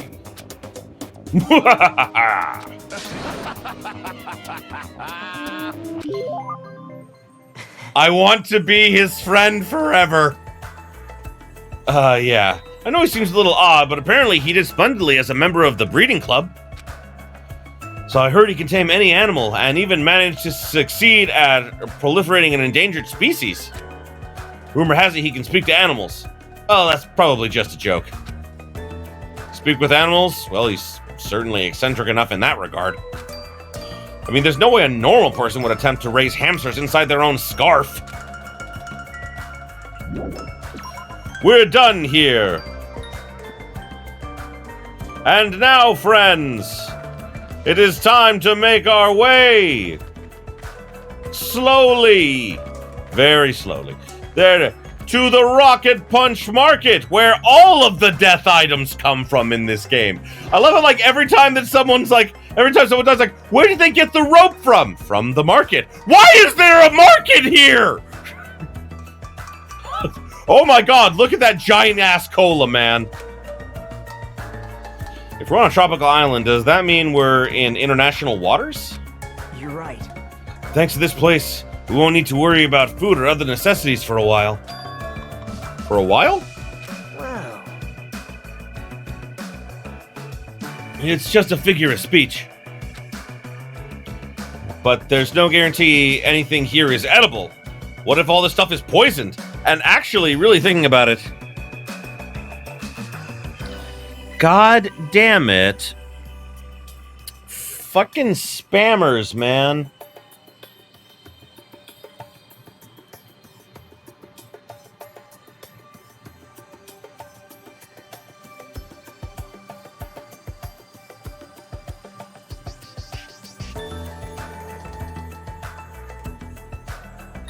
There we go.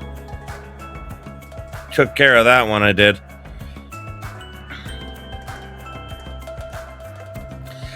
Why are you doing this, spammer? Despair, that's all. Oh, I love you guys. This is great.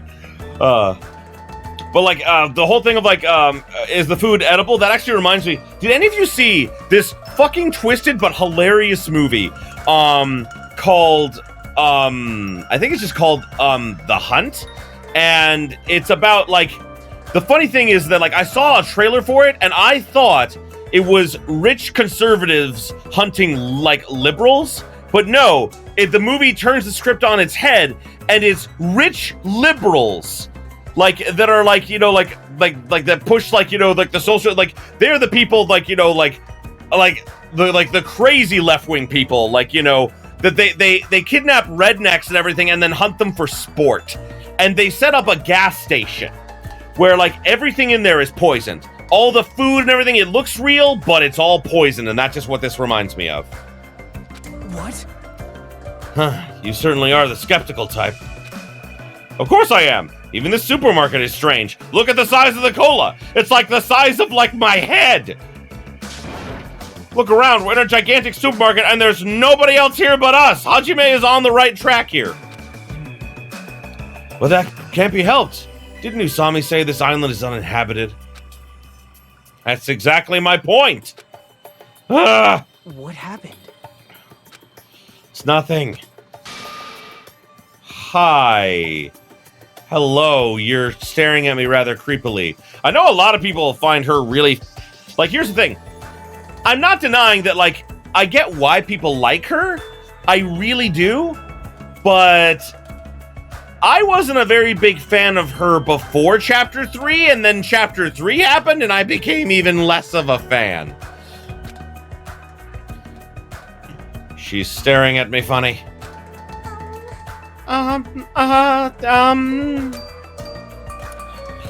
Persona fan, what up, bro? Welcome to the show. I hope that you're enjoying yourself. It's getting crazy. Apparently, I'm making the introductions better somehow. I don't think I'm actually doing that.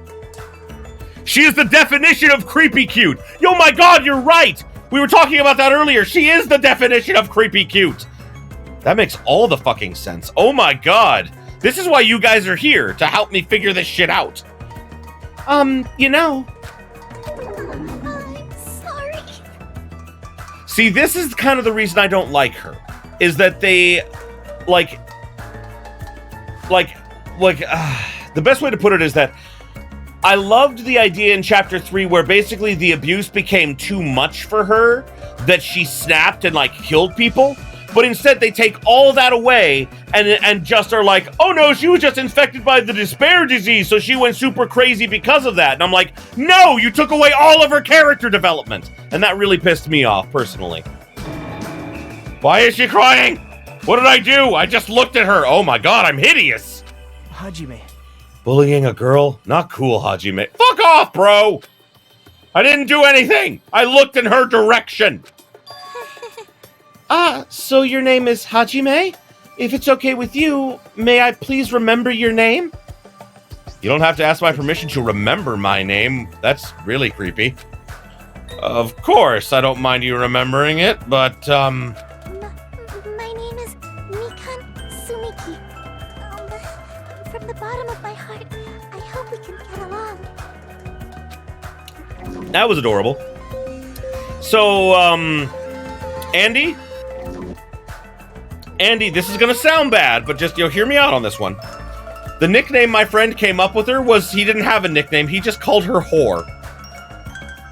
Because of all of the fan service of, like, things that happened with her, literally he just called her Whore. Yes, I know, right. It's just one of those things where it's just like, all these names make sense.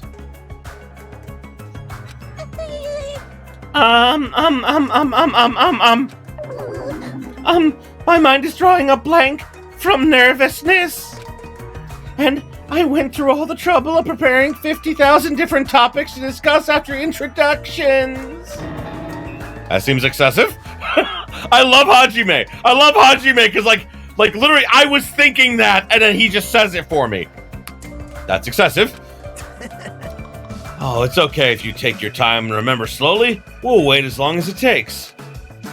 We'll wait for you forever if that's what it takes.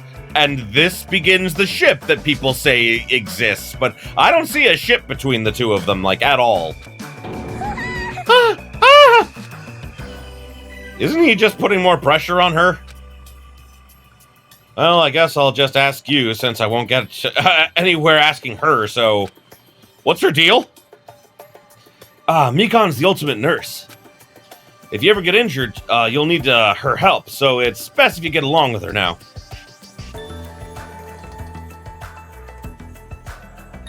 Yeah, no, he does state later that he hates her for her despair trip, which is very ironic because he is on a despair trip, like, with all of his hope and everything like that, because I read a thing where, like, I'm not sure if this is true or not, but apparently he does have a mental disorder, Nagito actually does, that is, like, separate from, like, the hope thing.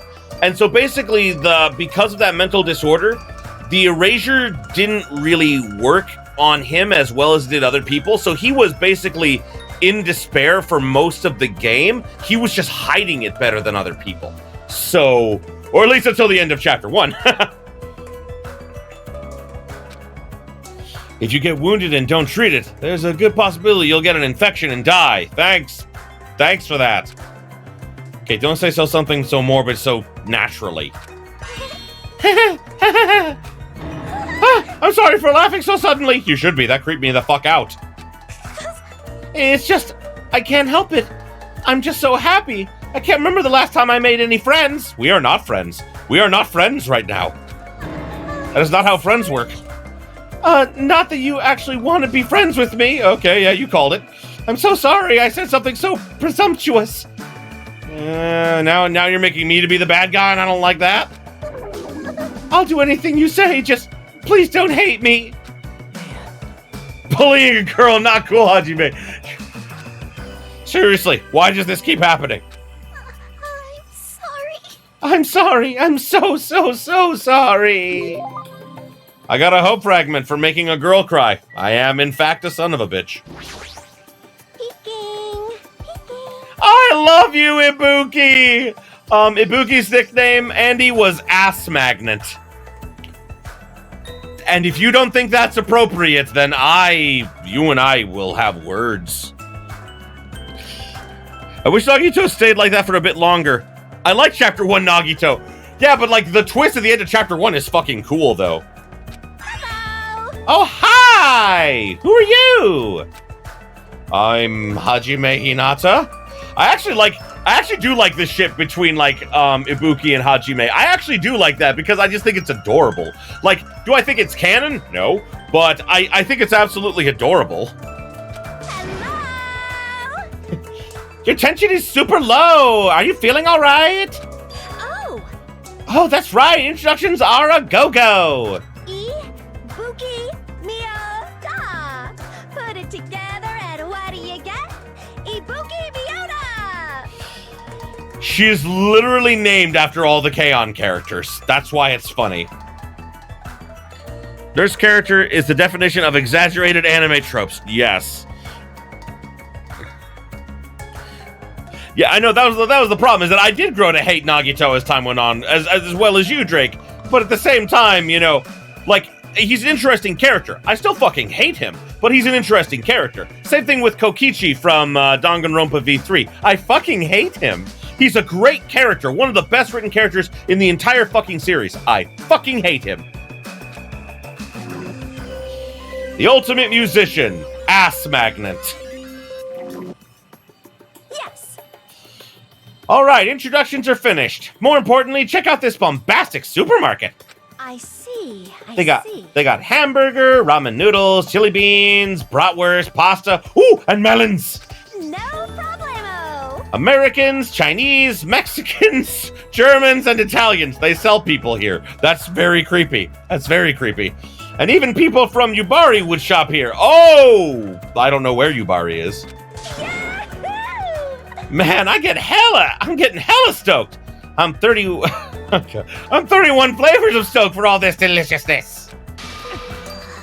And when I'm excited, I get hungry. I don't understand it. I don't understand it myself. Why do I get hungry when I'm excited? Why do I get excited when I'm hungry? You have a fetish, and it's okay. The human body sure is a mystery. No, it is not. We have spent a long time researching it. The energetic young lady is known as the ultimate musician.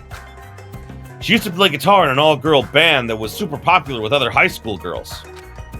But apparently after their hit single, After School Pyongyang Hour sold over 1 billion copies. A super popular all-girl high school band? That sounds familiar. It does. I love the K-On! Show because it's what I call a nothing show. It's a show where, like, most of the content is like nothing's happening. Nothing significant is happening, and yet I love every second of it. But Due to creative differences, she left the band to pursue a solo career. Creative differences. Oh my! Are you interested? Ah, you can hear me? Duh, Ibuki's a musician after all. Guitar! Like Schubert, Bach, Edison, Van Gogh, Perez, and Senna, I, too, am an awesome musician. She's also a lot smarter than she, like, comes off as, and I like that. Oh, so you're saying you have good hearing. Wait, most of those people you mentioned weren't musicians at all. I know, I was about to comment on that. Don't sweat the details. Yay! Oh, whoopsie. I see. Let's see, there's cappuccino, Darjeeling tea, KT, green tea, herbal tea, it's pronounced herbal. Ah, and udon. Oh, wow, so many people. Why was the last one a food? why, I didn't pay attention to that.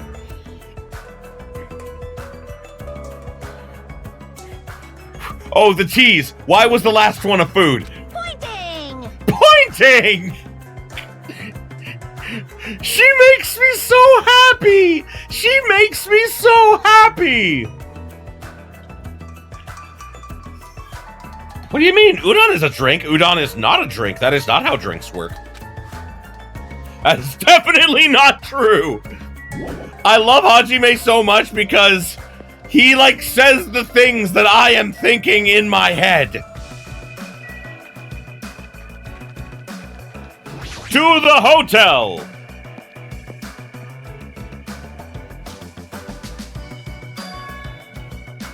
Wow, this is a pretty nice hotel. Perhaps. Oh, the Hotel Mirai, huh? Looks like it's named for the Japanese word for future. Yeah, because it's not like we came from Japan or anything. We were told to live on this island. When we were told to live on this island, I was worried we'd have to pitch a tent or something. That might have been cooler, actually. I'm glad. If we can live in a grand hotel like this, I don't think we'll have to worry about being comfortable. Comfort isn't an option here. We don't even know why we're being forced to live on this island. How can you just accept this? You're way too excited about living here. Hey. Well, it seems obvious that this area would make a good base, so why don't we take a look around for a bit? Why is he so calm?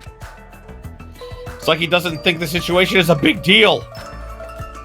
Has he been through a lot of trauma or something? Yes, he has. Sole survivor of a plane crash in the middle of nowhere, and we got the obligatory shower scene in the DR3 anime, so... It would have been cool if Ibuki had been a member of Sayaka's band. It kind of would have been, actually, really thinking about it. That would have been cool, actually. Yes. Triangle will show us a map. I am going to go invade people's homes, starting with my home. God, it seems like a makeshift hotel guest room. Well, I can't go into my room then. Well, fuck me, I guess. Yes! Hello, Nekomaru. That's right. You haven't told me your name. Oh, My name. I am the ultimate team manager, Nekomaru Nidai. The ultimate team manager, Nekomaru Nidai. Or as my friend called him, Thunder Titan. Yes, this is where... Andy, this is where Thunder Titan came from. This is where Thunder Titan came from. Ironically, Hajime is a better stand-in for the audience than Makoto. And if only because he always expresses our opinions out loud. And he has more personality. That is also true. Yeah, it is very fitting. Hello, I'm Hajime Hinata. Your voice is too soft. Hold it right there. Your voice is too soft. Let your voice rise from the bottom of your stomach. I'm Hajime Hinata. No! You can be louder than that. Do it again. My name is Hajime Hinata. Pleased to make your acquaintance. I am Nekomaru Nidai. Don't forget it, even if you go to hell. I don't want to go to hell. Why are you saying things like that? I'm the ultimate team manager, Nekomaru Nidai. You don't need to repeat your name so much. I'm not going to forget it anytime soon, Thunder Titan. I agree to your terms.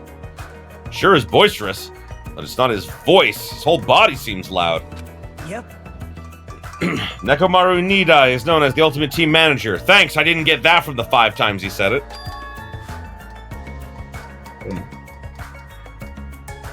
Ultimate team manager? So he's not on a team, he just manages one? Nope. He's not just a team manager after all. He's an ultimate. He's traveled to numerous towns and played an active role in various sports clubs managing their teams.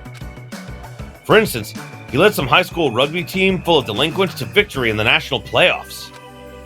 He also rescued a baseball club on the verge of being shut down, led them to a national victory as well. Rumor has it he's even training that famous Japanese pitcher who plays in the American League. If that's all true, he totally deserves to be called the ultimate team manager, but with a build like his, he'd be better off playing on a team instead of managing it. And it's ironic that we find out, like, he has a weak heart, and, like, that's why he can't do it. He is the Gordon Ramsay of sports. Yes, agreed. Okay, so context for this one, Andy. Context. So, the nickname that my friend gave to Fuyuhiko stems from the fact that because of Chihiro from the first game, he was convinced that one of the characters was the opposite gender that they presented as. So he was convinced that Fuyuhiko was a woman. So for pretty much the whole game, up until the end, he called Fuyuhiko She-Man. That one is the only one that I'm like, that does not work. And he's like, fuck you. I'm gonna call him that. And he did. Who the hell are you? Don't talk all friendly and shit to me, dumbass. This guy's already in a crappy mood. You? What are you looking at? You got something you want to say, bastard? Now. Relax, Fuyuhiko. We're only here to introduce ourselves. Huh? What? Introduce yourselves? Hey. See, you haven't been properly introduced to each other, right? Name's Fuyuhiko Kuzuryu. Just so we're clear, I don't plan to act friendly and shit with you guys. And ironic that he does, you know? Does he still think that? No. The thing is that he quickly realized he was wrong, but he refused to admit it, so he just kept it up. Like, literally, we got to the final chapter of the game where he's a fucking survivor, and my friend goes, I'm glad she made it. And I'm like, it's not. I was like, it's a man. He says, prove it to me. Show me him naked, and I will believe it. And I was like, well, there are doujins of it. He's like, those are fan fiction. Those aren't real. So he just committed to it, you know? The ultimate Yakuza. Yakuza?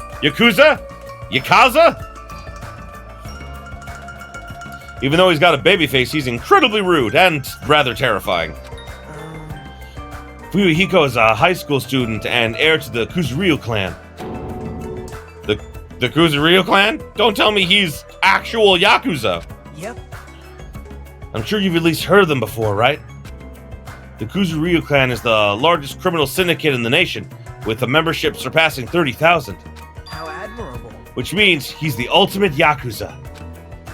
Heir to a Yakuza clan, and it's the Kuzuryu clan, no less. Actually...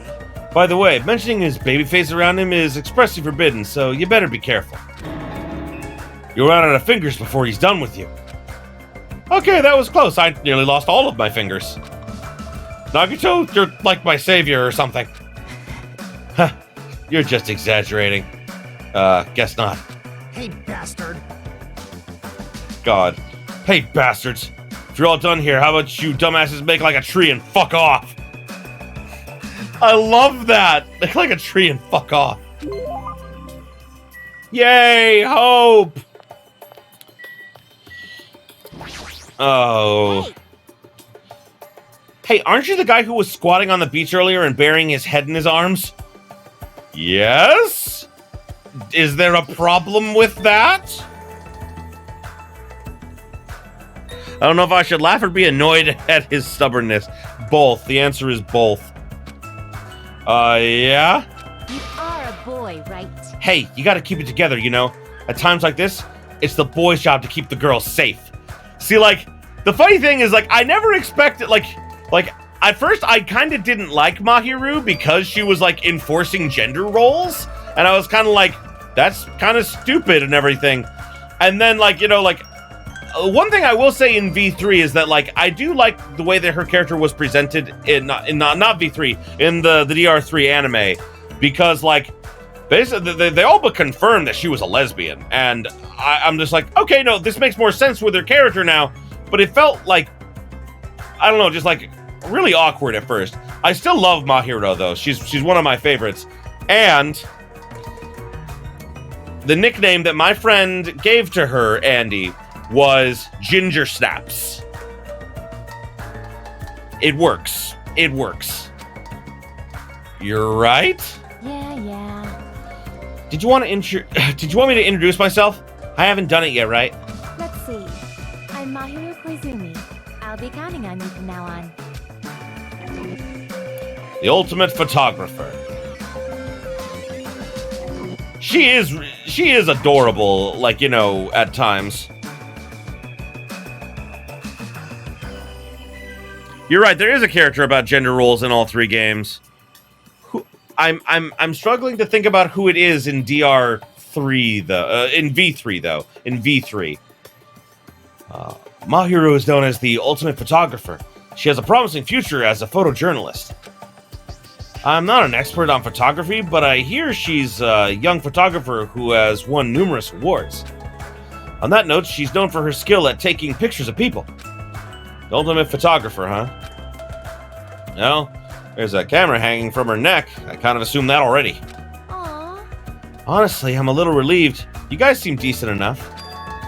Huh? Decent? Well, there's a lot of weirdos here. If I can't tell if they're really ultimates or just, like, insane.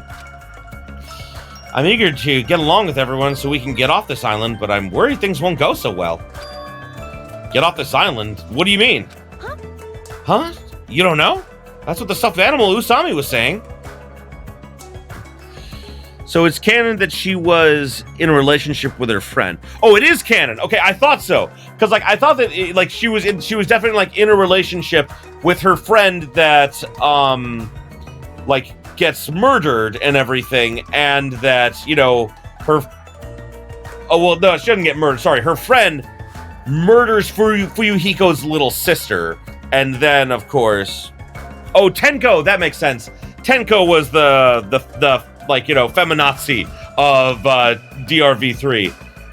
But yeah, like, it's good to know that that's canon, because I liked that. It added more depth to her character and everything, because she didn't get like very much character development in this game, other than being kind of the mom of the group, which is nice, but like didn't really get too much of that. DR2 is Mahiro, on DR1 Chihiro is Exhibit A about why it can be really harmful. Oh, that's fair. That's fair. After you finish collecting all the hope fragments that you earn by getting along with everyone, Come on! this joke of a school trip will be over, and we can all leave this island together. That's all we have to do, and we can go home? Is that true? When I slept through that part, when did she say that? When is the group orgy? That will get us all to bond. I want the group orgy. When will this happen? Jeez. Hey, you should pay closer attention. The group orgy's at 5 o'clock. Hooray! This is really, really important. I agree, the group orgy is very important. Hey. Well, Hajime, now that you know this, you must feel a little relieved, right? No, that comes later.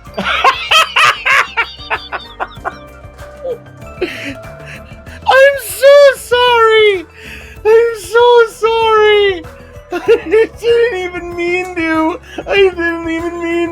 Oh my god, I'm sorry! No! Wait, hold on. If it already happened, I would have liked the anime presented a conflict between Mahiru and the Yakuza.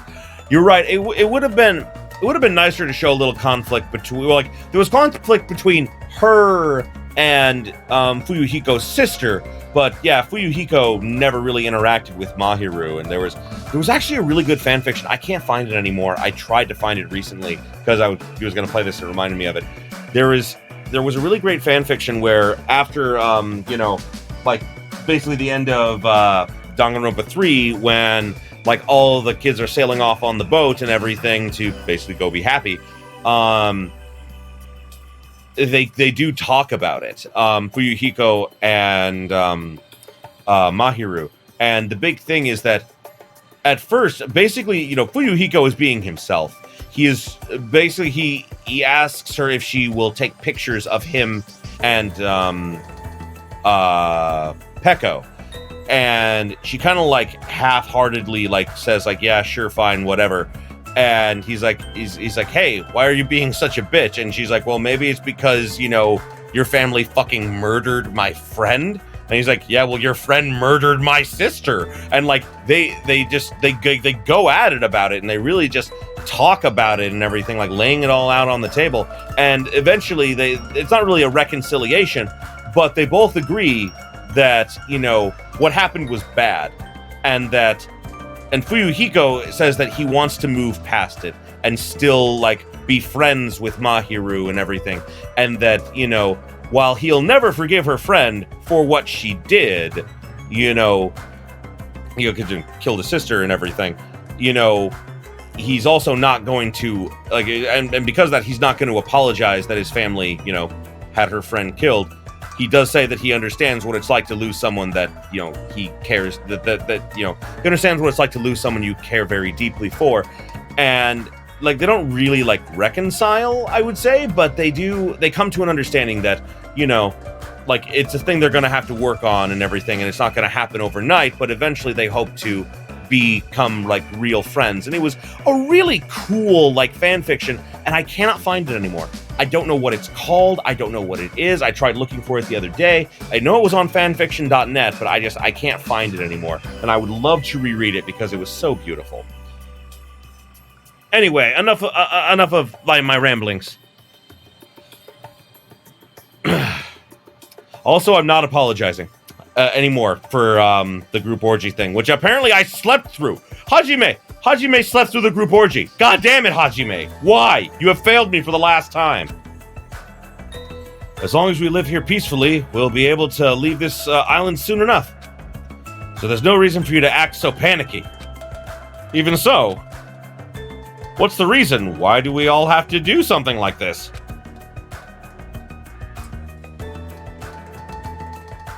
I mean, to go through all the effort of bringing us here so we can all live together and get along? It doesn't make any sense.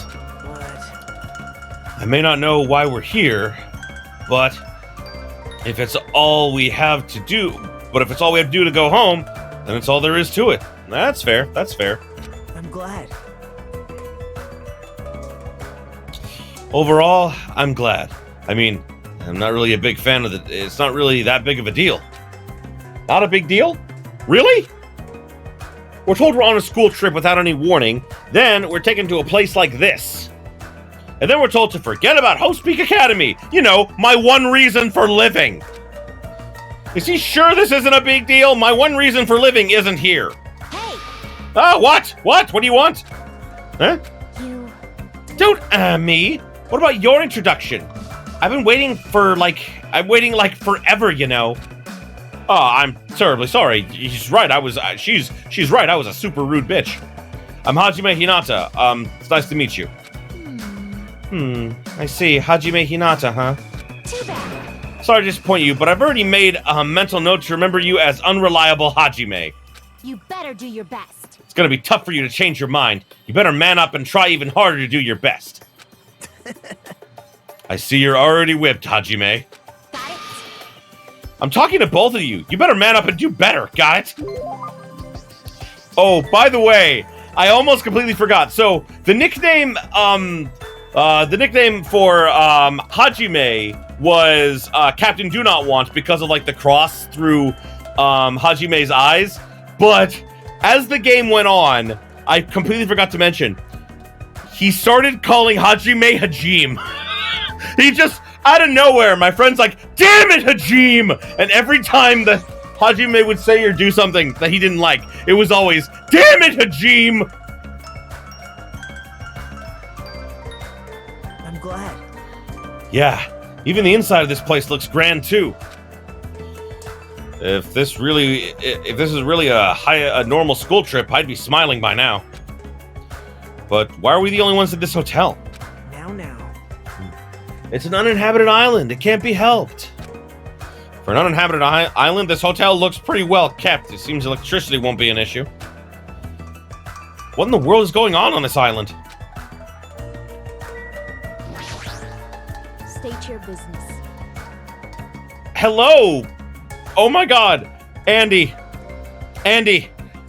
you're gonna love this one. You're gonna love this one. Maybe. I'm not sure, actually, now that I think about it. But I love this one. I love this one.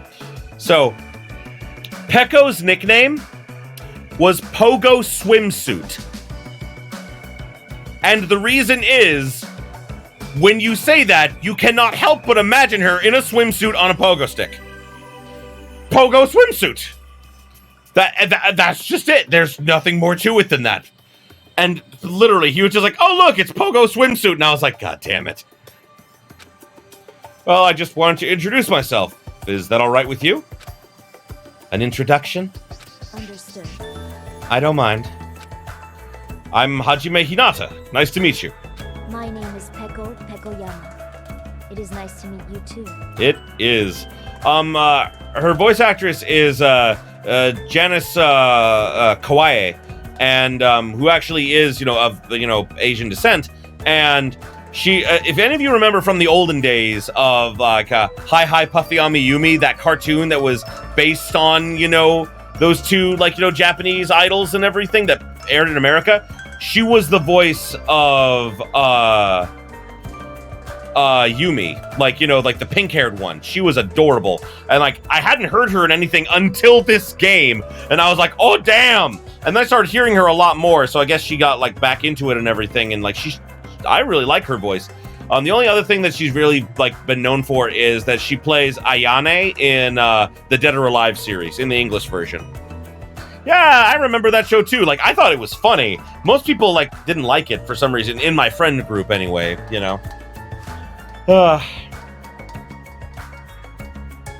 what the heck? Oh, there we go.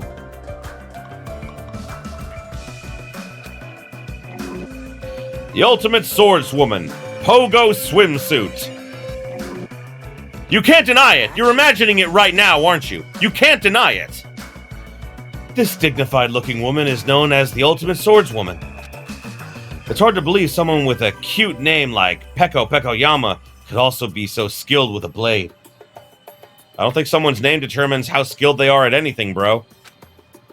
I mean, my name could be, Jeffrey McLockpicker, and I could be the fucking best tennis player in the world. I heard she's a kendo master, and that most adult men don't even stand a chance against her. Well, there's definitely something up with her. Oh, well, there's definitely something up with her. Her eyes are really intense. It appears. If what the rabbit said is true, we are expected to live together on this island. Yeah, you're right. It is necessary for men and women who live together to respect each other. Don't try anything inappropriate. Why would I?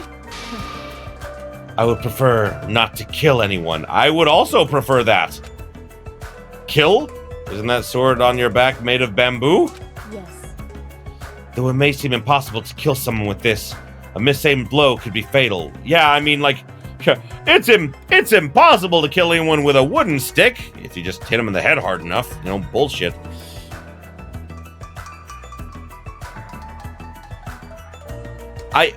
Drake, obviously you're lying to me. You're obviously lying, because when I say pogo swimsuit, all I can imagine is her on a pogo stick in a swimsuit. Anyway. Well, an aimed blow can be fatal too. I will keep that in mind. Hello, secondary best girl. So I told you guys earlier that when I first got to this point in the game, I said something out loud. And I just could not stop myself. So can you lose your talent? For example, Peko lost against Mukuro in a blade battle. Should Mukuro be the ultimate swordswoman? Technically, no. Mukuro didn't. We know, basically, we know that it was a draw because Mukuro left before the fight was finished, because a fight ends when your opponent is dead. She got roughed up, but she didn't actually lose the fight, technically. And you're welcome for the image.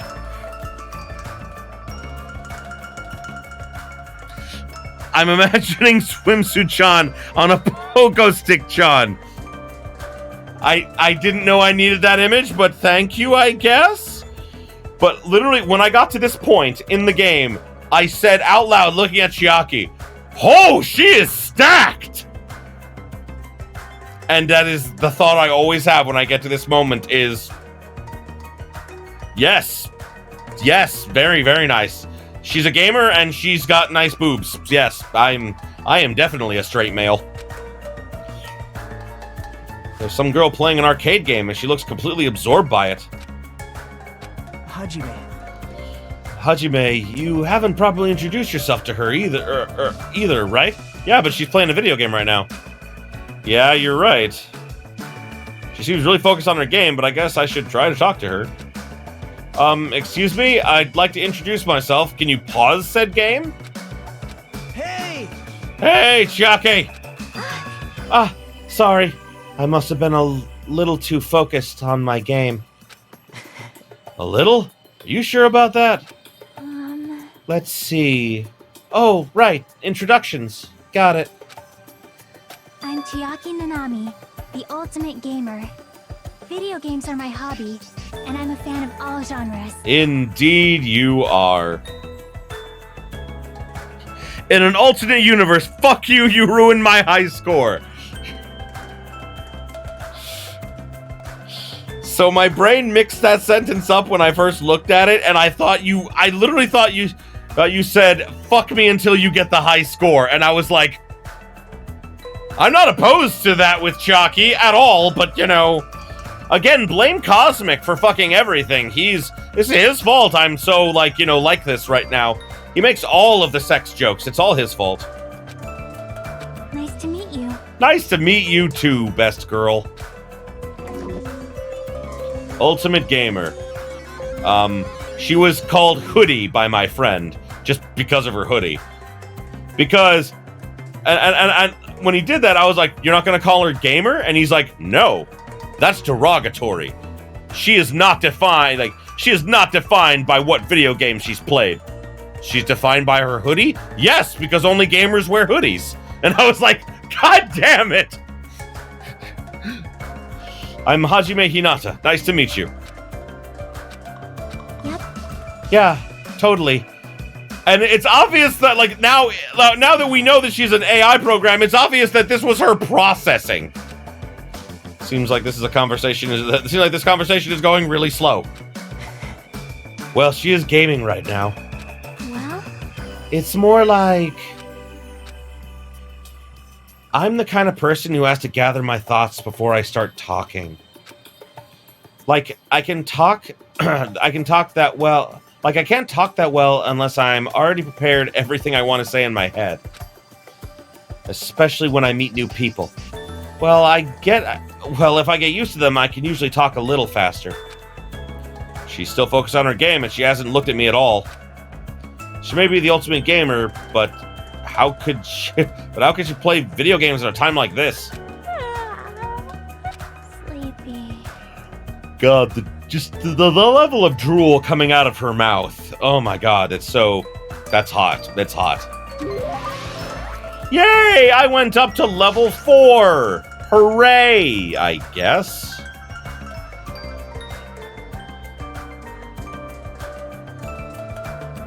So, this is the hotel restaurant. Amazing! It's enormous. We could easily hold a banquet here. It has this kind of tropical, open country feeling. Open? Even though we're stuck on this island? Are we really stuck here? What else could this be? Sorry. Oh well, let's finish introducing ourselves first. Look, there are 2 people over there. That's right. I'm having a hard time because it's full of poison. It really sucks. Speaking of which, it'd be great if you could use your mouth to suck it out. Poison? I see. Hey, do you guys have a minute? Please let me interrupt the sexual harassment. Whoa, denied. Denied? Good day. Hello, it is nice to meet you. Hello, my name is Hajime Hinata. Nice to meet you. Hello there. Hello. Why, hello there. You must be the new guy. My name is Teru Hanamura. On the streets, I'm known as the ultimate cook. But could you guys call me the ultimate chef instead? It has more of a big city flavor to it, you know? Teru. My friend called him bacon grease. And I was like, why do you call him bacon grease? And he went, his hair.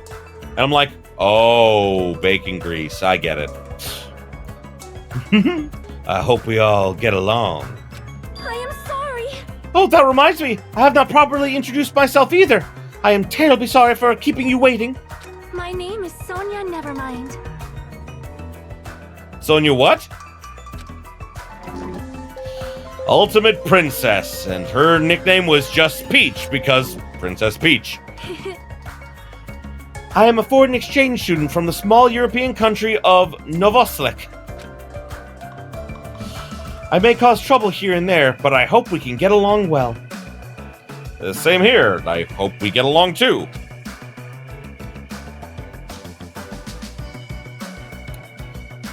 White porcelain skin, sparkling blue eyes, and her hair glitters like fields of wheat. It's like she has this mysterious charm that I want to gaze at forever. That is a princess. Are you enchanted? Well, that probably can't be helped. She's known as the Ultimate Princess, which means she's actually royalty. Ultimate Princess? Normally I'd be surprised to hear that, but it's not just her beauty. She's just so graceful. I'm completely at ease, even though she's a real princess. This may be rude of me to say, but truthfully, I feel happy. Uh-huh. What are you happy about? In my home country, I do not have a single friend my age whose standing in society matched my own. So to be able to do something like this with everyone is a new experience for me. I shall praise you. I shall extol your virtues. Extol my virtues? Thank you? What does extol my virtues mean? Quickly, internet, translate! What the? I feel the sudden urge to drop to one knee and bow. Hey there, am I being left off the menu or something? No, that's not it. Oh, Teru, it's so like you to check out the restaurant first. As the ultimate chef, do you like it? I'd be lying if I said I wasn't interested. And since I do not want to be a liar, then truthfully, yeah, I like it. Well, guess that's about it. Even though I like the big city flavor of my hometown, a country atmosphere like this is also splendid. Hey, are you... Understand? refined, cultured, guilty as charged? No, not that. You just don't seem very worried, huh? Worried? Worried? What's there to be worried about? Actually, I'm really happy. Happy? Why is that? If I can get serious real quick. I have a sneaking suspicion that Miss Pecco is actually a bit of a freak, if you catch my meaning. Nope, you are wrong about that. What do you think? About Pecco being a freak or about you being a freak? Because I have a lot of opinions on the latter. Bonjour. She's probably wearing a black thong, too. What are your thoughts on that? Now then, shall we discuss this somewhere privately? Come on. I know, after Chapter 1, I don't miss Teru at all. I know, right? No, thank you. Well, putting that aside for now, this might also seem unexpected to you, but I feel like Miss Sonia over there has a good chance of putting out. Why? Just why? Oh my god. Like, dude, she's right there. She's right next to you. You see, everyone knows princesses are groomed to lack common sense, right? That is not true. Understand? For example, I could tell her my loins are full of poison and ask her to suck it out.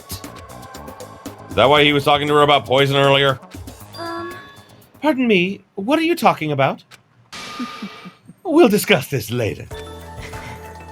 I better not see you try that again. I'll cut you. Anyway, when I fantasize about stuff like that, I can't help but look forward to living on this island.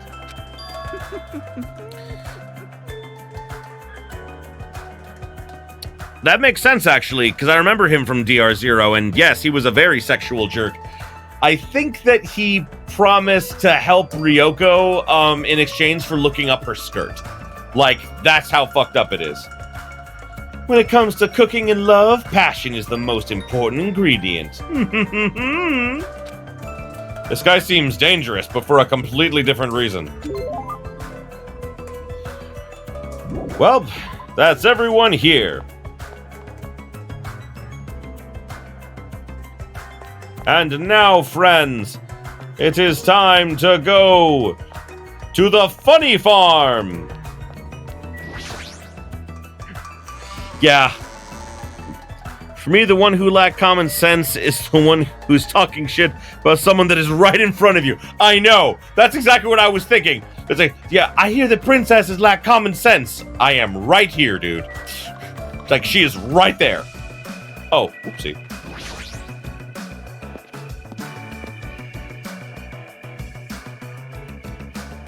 The Usami Corral. This looks like a ranch. Though there aren't many animals around. Right? Oh, you found it! You again! Seriously, where do you keep appearing from? I can show up anywhere, anytime. The system allows me to appear anywhere on this island. Ta-da! It's all thanks to this handy-dandy magic stick. Magic stick, huh? She's talking about that toy she's holding? Still, I am quite troubled.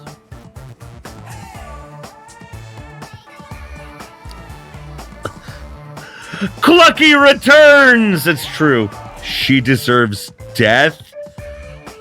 Andy, who are you talking about? Are you talking about sweet little, you know, Usami? Because you'd be right. Clucky returns. I still love that. Oh, yeah, Andy, we named the chicken that Junko kills in the first game Clucky. It was sad. Clucky is dead. See, my theory, Andy, is that Clucky got killed in Danganronpa world and then reincarnated in our D&D campaign as the Golden Dragon. See, you can tell me what you think about that theory. A ranch without any moo cows is like a soccer team without any balls. You might want to rephrase that. Alrighty. I'm sorry. I'm like, yeah. I'm literally just thinking of like her phrase there. I'm sorry. I got to reread that. Hold on. A ranch without any moo cows is like a soccer team without any balls. Yeah, you should rephrase that. Okay, a soccer team without any balls is like a ranch without any moo cows. That's not helping.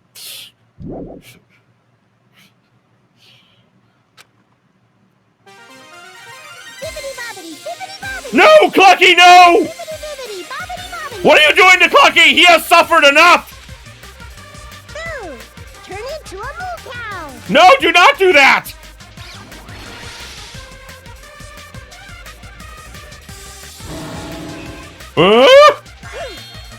A huge success! What was that just now? Clucky! How could she? How could she do this to you? That's not it. Nah, it's probably some sort of trick or illusion. It was probably set up before we got here. She was probably trying to make us happy, but I guess it had the opposite effect on you, Hajime. Yeah, it did. A trick? An illusion? Well, if you think about it rationally, that makes sense. Chicken can't just change into a cow. Messing with living things like that is not cool, you know. I love how this cow also looks very robotic. Like, you can, like, it literally just looks like it's like a robot. Oh, no. Oh, no. Is that a toucan? Caca, motherfucker! Caca! A tropical bird. That's what I should call it, right? I have no idea what's going on anymore.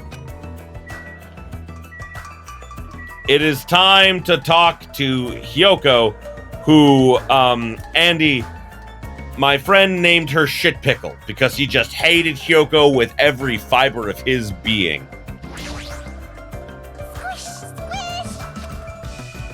What's this kid doing?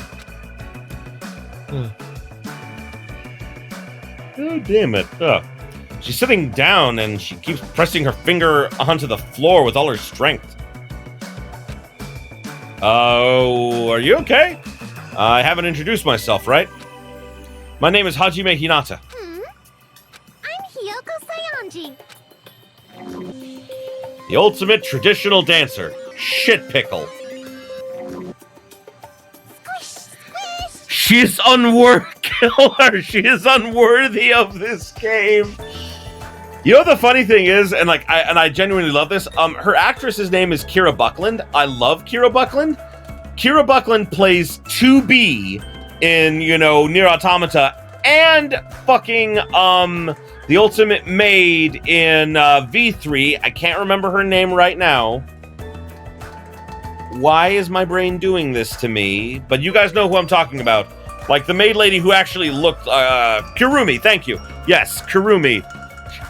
God damn. Andy, kill her. She is unworthy of this game.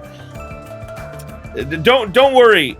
Don't worry. We'll have her play Among Us, and we'll definitely kill her. She is more annoying than Celeste and Byakuya combined. That is a truth. They really fucked up with her character. I liked her character in... Ironically, I really liked her character in the DR3 anime because she had growth as a person. Not just physical, by the way, but also physical, by the way. She hasn't stopped pressing her finger into the floor. Seriously, what's she doing? And her appearance and voice are so young. Can't believe she's actually a high school student. Actually... Kyoko's talent made her known as the ultimate traditional dancer. As a rookie, the Japanese dance industry expects a lot from her. She's already performed overseas many times. It seems her performances are popular among young audiences, which is rare in the Japanese industry. Well, then again, her fans are mostly men. I wonder why. Fucking lolicons, man. I don't fucking get that. Like, I don't see what, like, even though Hyoko is technically of age, I'm just like, she looks like a child. The idea of being sexually attracted to her makes me uncomfortable. Probably because she looks so young. Her fans probably all have the same niche or something. He is right! Squish, squish! Hey, what exactly are you doing? I'm squishing! Squishing what? Mr. Ants! Duh! Mr. Ant, of course! I'm squishing lots of ants! Come again? If you squish their tummies just right, it makes this awesome sound. Hey, you! Want to do it together? Hell no! Aw, okay. What a wuss. Oh, this kid, her attitude doesn't match her appearance at all. Ah, yes. Yo! This is Tits, Andy. This is Tits. She doesn't have a real name. It's just Tits, because that is the beginning and end of her personality. Hey, who are you dudes? It's nice to finally meet you. I'm Hajime Hinata. Gotcha, and who's the other dude? What? Huh? Haven't we already met? I'm sorry. I pretty much suck at remembering names, and I've met so many interesting characters today. I'm Nagito Komaeda. If you can, please don't forget my name again. Yo! The name's Akane Owari. Nice to meet ya. The ultimate gymnast. Tits. Well... Fan service for the sake of fan service. And now for Miss Fight Food Gut Rack. Fight Food Gut Rack is definitely, you know, a way to put it, you know? Akane is known as the ultimate gymnast and an all-around super athlete. Rumor has it she's a wild troublemaker, but her athletic ability is off the charts. However, her basics and fundamentals are all over the place, so her gymnastics routines are mostly improvised. If she's in her groove, she performs splendidly, but if she's not, she loses interest and switches it up. How self-centered. No matter how you cut it, she definitely sounds like a troublemaker. Byakuya became an incredible character. Celeste could have been an incredible character, but dies before becoming one. That is true. But this dunce is simply an asshole just for the sake of being an asshole. Oh, this dancer. Oh, that makes sense. Yeah, Hyoko is just, like, she's just kind of a bitch. And there's just no more to her character than she are, like, a mean bitch. So, yeah. Even so, she's called the ultimate gymnast for a reason, so her performances must be amazing to see. I can't visualize her as a normal high school student. I mean, she's got the physique of an Olympic athlete. Also, Akane is basically Hina, but exaggerated. You shut your whore mouth. She's not like Hina, but exaggerated. Hina was an adorable cinnamon roll that wanted nothing more than to protect her friends and had actual character development in Chapter 4 where she almost killed all of her friends because she was so upset about her friend committing suicide. When Nekomaru died, you know what Akane did? Ate food more! Which was not any more than usual. Akane is boring and stupid, and I don't like that people compare her to Hina because, like, on the level of character, like, Akane is here, and, you know, Hina is, like, up in outer space. Okay, I'm voting Hyoko for all the free time. You son of a bitch! Don't you do that to me! Don't you do that to me, Zalaire! You are not allowed to do that every time! You're gonna fucking do it every time, aren't you, you bastard? Huh? Don't tell me you... Oh, I get it. You have a thing for sexy bodies, huh? You're being really loud, and I know you're doing it on purpose. Well, I think that's it. Clucky! Looks just like a regular run-of-the-mill cow. It does not. It looks like a crane cow. I'm sorry, Clucky. I couldn't save you. Yep. Yeah, it sure is peaceful.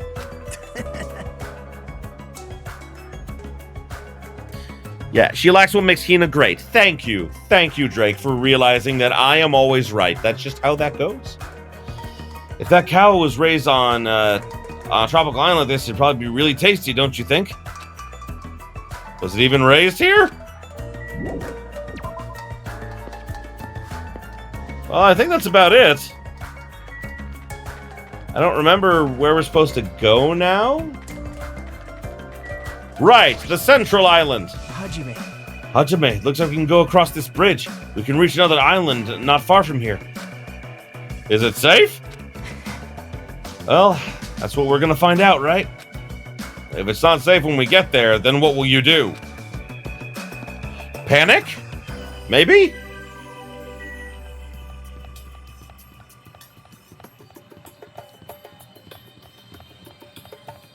Ah, yes, Monokuma Rock, before Monokuma was on it.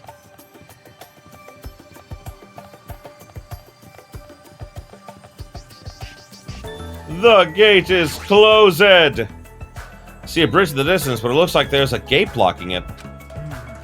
It looks like there's another island on the other side of the bridge, but it seems like we can't cross it.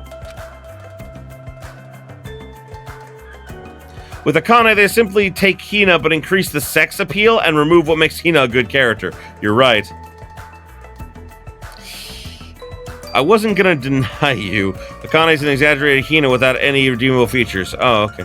On know. How is the pet? Oh shit! I forgot! There is so much poop! There is so much poop! I'm sorry. Thank you, Zalaire. You reminded me. I completely forgot. Which is not my fault. That is absolutely 100% not my fault.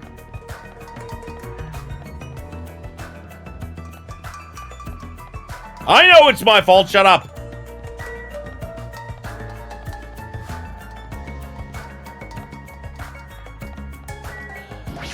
Jabberwock Park.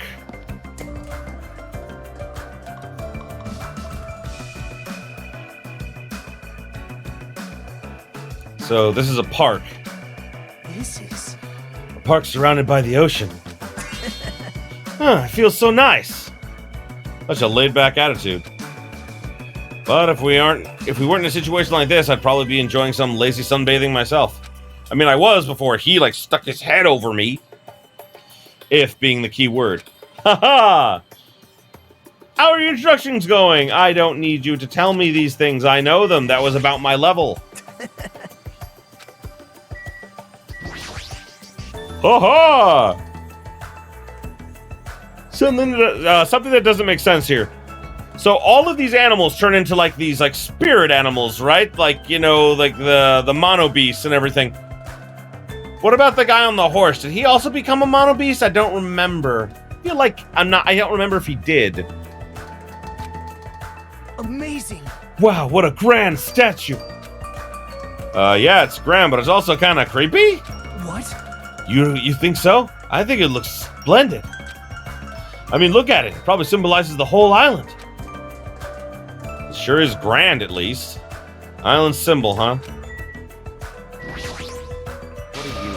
What do you want? This guy's presence is overwhelming. He doesn't seem very approachable. Even his body is overwhelming. Hey. Ah, Byakuya. Have time for a small introduction? Introduction? Come on, Hajime. Hello, my name is Hajime Hinata. My name is Byakuya Togami. Ultimate Affluent Progeny. Tugami! Or, as my friend called him, Stubble. Yes, Stubble. I don't know why, but apparently he liked that name. I'm done. That's it, right? Back off. I can tell this guy is thumbing his nose at me. Well, I suppose that's Byakuya for you. What do you mean? Actually... Guy is particularly special, even by ultimate standards. He's next in line to inherit his family's massive financial conglomerate. He's already begun managing the business operations, and his net worth is, well, enormous. How admirable. It's completely accurate to call him the ultimate affluent progeny. He's the epitome of exceptional. It's like a manga origin story. You there, Hajime, was it? Eh? Tell me, why did Hope Sick Academy choose you? What is your ultimate talent? The thing is, I don't know what it was. I was sleeping during the orgy, and I assumed it was passed out at that time, so I feel really ashamed of myself right now. I honestly can't remember. What? You don't remember? Apparently he lost his memory due to shock. He can't really remember much. How foolish. God damn it, why am I so tired?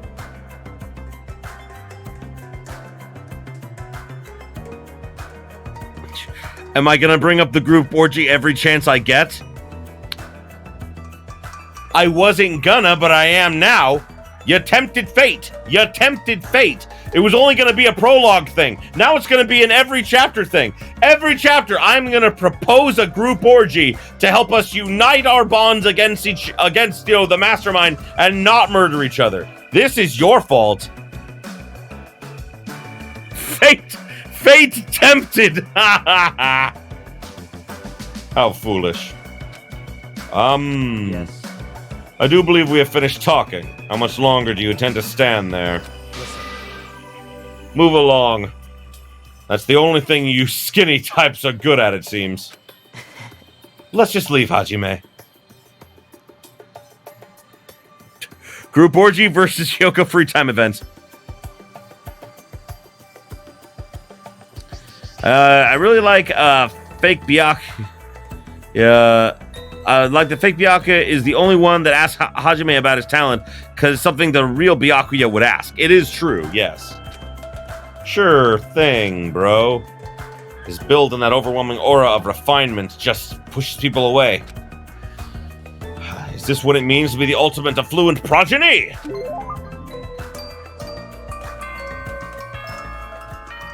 Oh, that is a trigger noise for me. Oh no.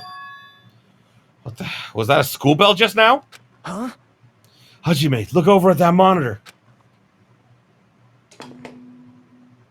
Congratulations, everyone! It appears that everyone has finished collecting the hope fragments. What? I'm so happy! We've been here a day. I don't believe you. So, I've prepared a present for everyone that'll make you all very happy. It's a box of swimsuits. I disagree. It's people wearing the swimsuits that makes me happy. I apologize for the trouble, but please gather at the beach.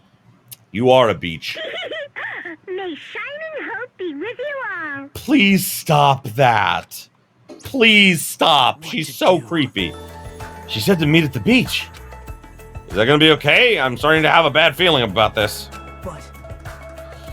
Thinking won't solve anything. We can do that after we go to the beach. Yes, let us rush to our deaths before we think about it. I'm sure that'll be of great help to us. Is that precaution really enough? To be honest, I'm really worried, but it would look bad if I was the only one who didn't go.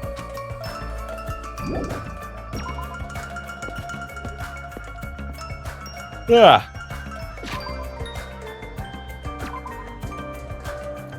To the beach! I am here, friends!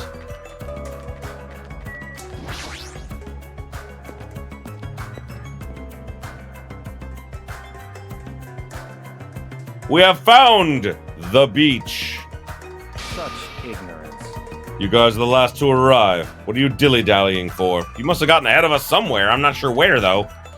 Ugh, but I have to use the restroom, so I think that now would be a good time to have a real official break. So, yeah, perfect timing. We'll come back at 4 o'clock, maybe like a minute or so after, and we will continue more of this. Oh, boy. Oh, joy.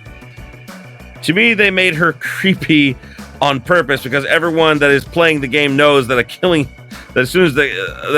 soon the killings are going to start. No, you're definitely right.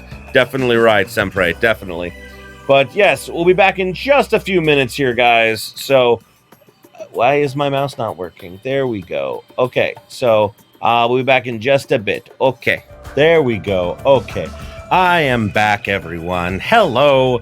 Sorry, I came back a little late, but my tea was brewing, and I will need tea because my throat hurts now.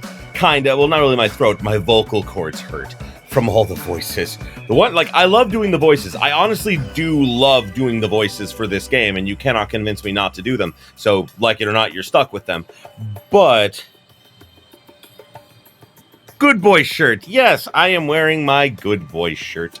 Because I are good boy. I are good boy. So, I need tea to help me with all these voices, because right now I can feel my vocal cords being strained, and I'm like, ow, it hurts, but I'm going to do this to myself because I'm stupid. This is true. It is very true. The pain of a voice actor. It is true.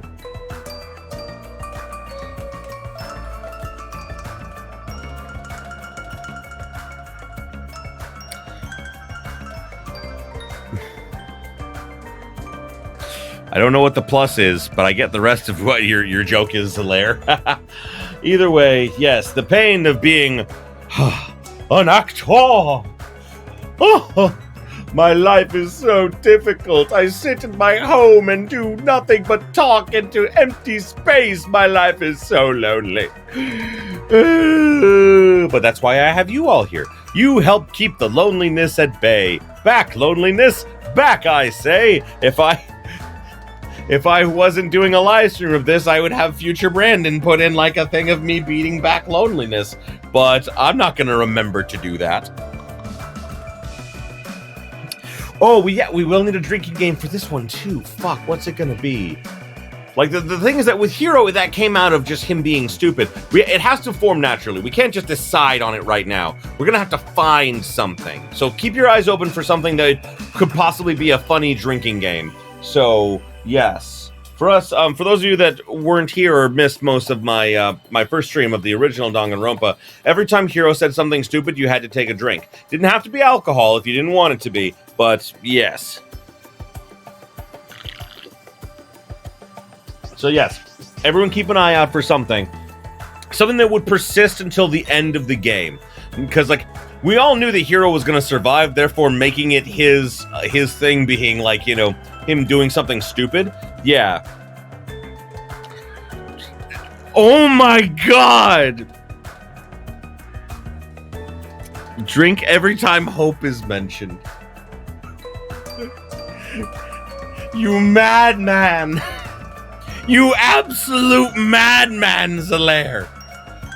Well, I'll think about that one, because I don't know if I will have enough liquid to drink for that. Are you trying to kill us? Oh my god! Zalaire was the ultimate despair all along! Oh no! How did we not see this? Oh my god, it would make sense. He tries to defend Hero. Only the ultimate despair would defend Hero. Anyway, back to it. You guys are the last to arrive. What are you dilly-dallying for? Sorry to keep you all waiting. That's fine. Well, it's all right. More importantly, this is our only chance to talk between ourselves before the rabbit returns.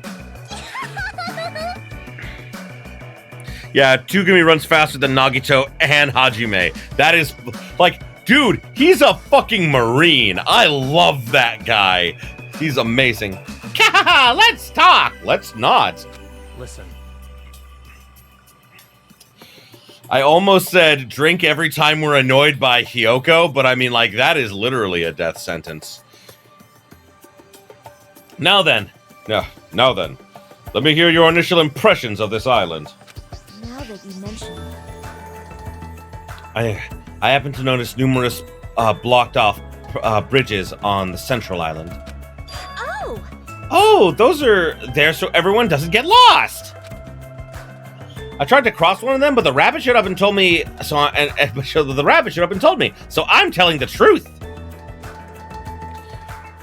There was an LP with drinking rule, like take a sip every mention of hope and despair and Chiaki's ellipsis, and the less players survived. Oh, thank you. The screen is small. There, I fix now. Screen better now. Thank you. They probably survived with a hangover.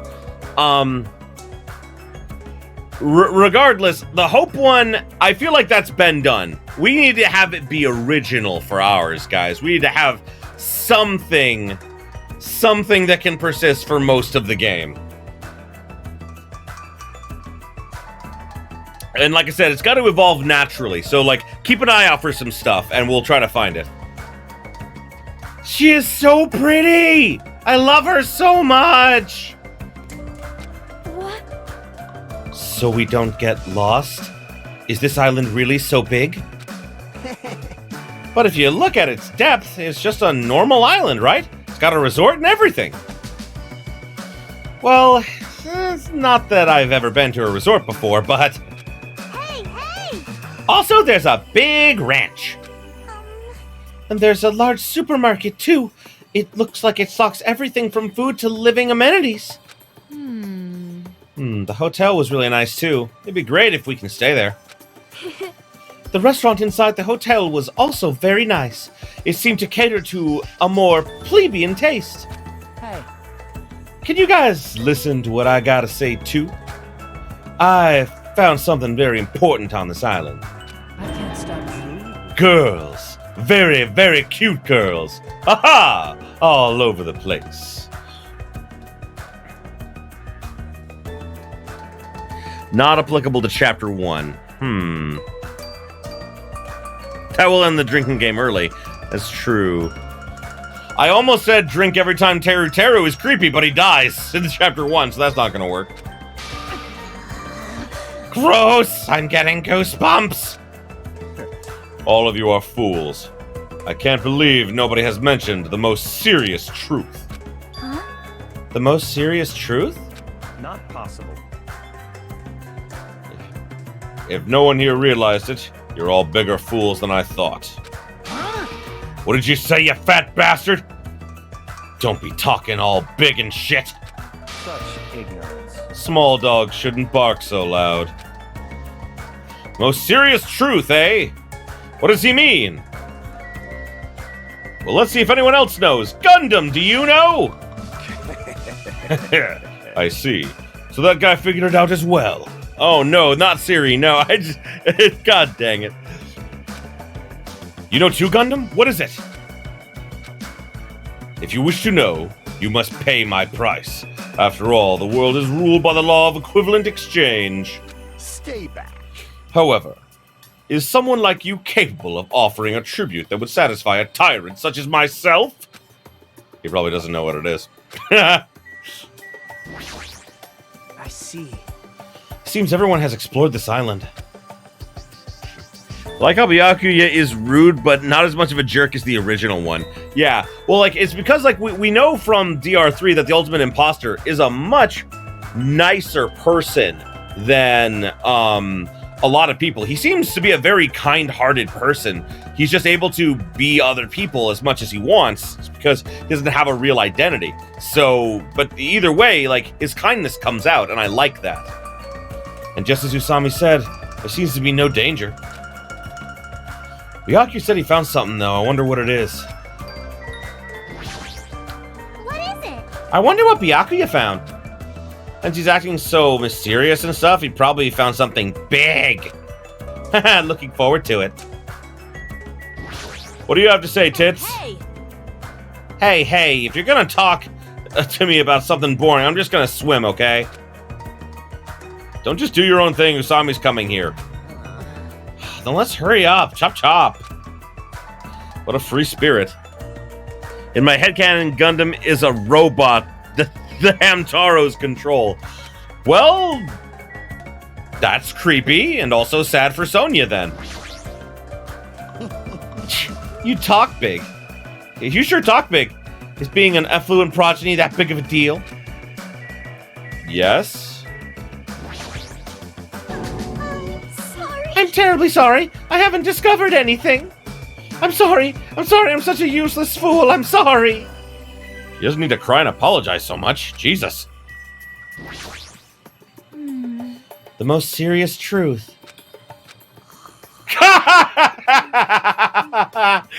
just the fact that she falls asleep. Oh my god. I've got it. Tell me what you guys think. Take a drink every time Chiaki falls asleep. I fell asleep. Tell me what you think about that one. Don't fall asleep. How could you be tired right now? Did you really call me a small dog? Wow, he's angry. I am not talking to him right now. Miss Sonya! You're right. I do not really understand what he means. Listen. Everyone, please be quiet. I don't know why, but I feel compelled to be quiet. I guess this is what royalty is all about. The most serious truth, huh? Well, that sounds so deep. That's totally it. But I have no choice but to confront Buyakasha directly to find out. She's already given that guy a nickname. I guess in that sense, she's pretty amazing. She is amazing. Don't you talk down to Best Girl. However, Despite how big this island is, I cannot believe it is uninhabited. Just what in the world is going on here?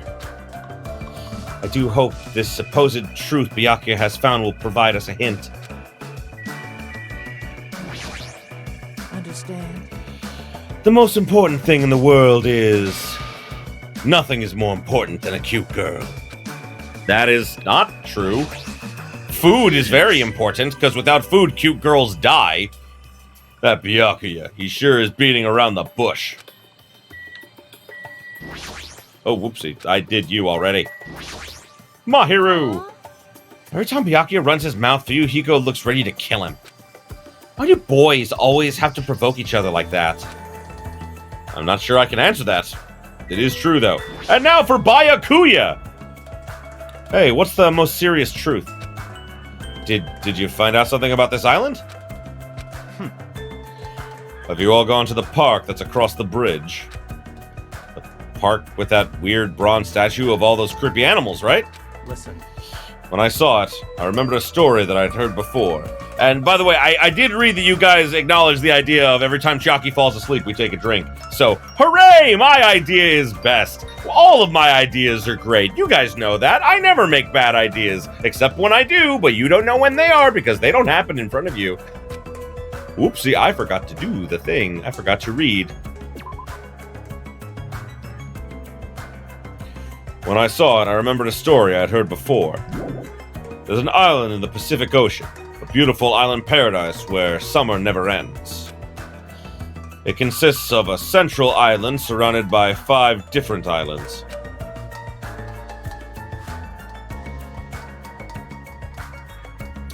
It's also said that 5 holy animals symbolize each of these surrounding islands.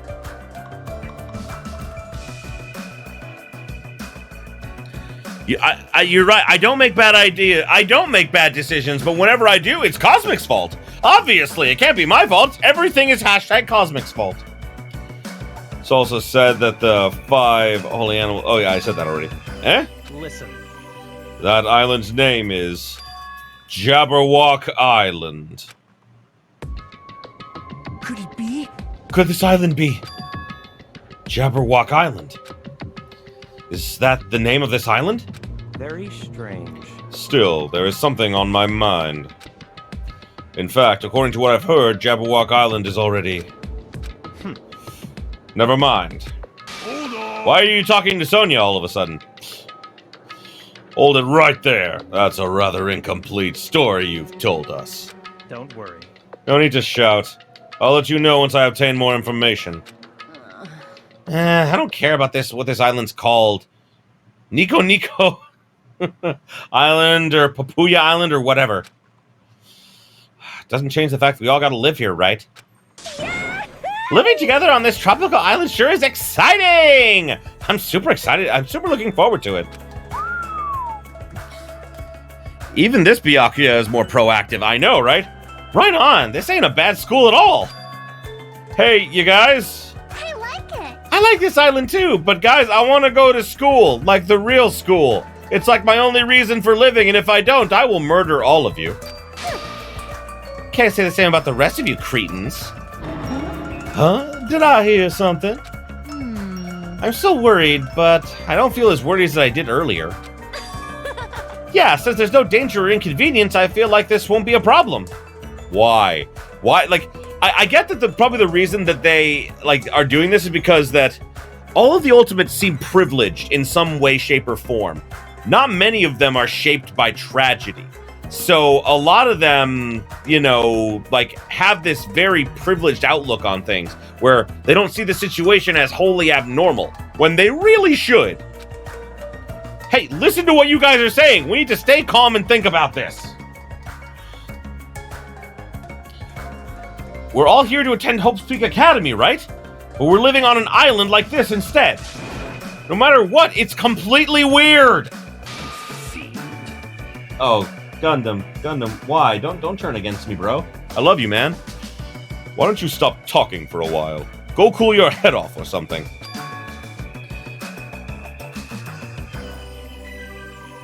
Fake Byakuya is how Byakuya became after the first killing game happened. After being in quarantine for so long, I don't want to stay on that island for so long. Yeah, no, like I've been in quarantine here because like I'm only able to stay in quarantine because of savings, and I mentioned before that I got an inheritance, and like I used it to buy a home, and right now I am living off of the remainder of it because people in my area are fucking stupid, and I can't get a job that, like, right now, like, I have enough money to last me for quite a while, so I'm basically just living off that, which is why I'm setting up a Patreon so that I can, like, beg people for money, I guess. But, like, I put out about 5 videos a week on my YouTube channel, and it's a lot of work to do all that, to record that, and of course doing like these, like, you know, streams are also fun. So I'm setting up a Patreon where it literally just starts at like $1 a month. If you want to donate $1 a month to me, that certainly helps. It's like there's like only 2 tiers. It's like there's $1 a month and $5 a month. I'm getting that Patreon set up, and I hope to have it go live in the next couple of days. Oh, well, Thank you for hanging out with us, Andy, man. I appreciate it. Next time we will be doing more fun stuff than just the prologue, which we haven't even gotten to the prologue yet, and we've been going for like 3.5 hours. Then again, I stopped to talk to you guys, so this is... Bye, Andy, bye. Yeah, but like, honestly, this is all Cosmic's fault. Everything is, like, the quarantine, coronavirus, all Cosmic's fault. He did this because he wants the upper class to die. He does, actually, but not with the coronavirus. Anyway. To tell you the truth. Plus, even if we wanted to leave, there's no way we can. There's no ship, and the planes are just for show. it appears. From what I've discovered, there's no way to contact the outside world either. In conclusion, it would be impossible to call for help.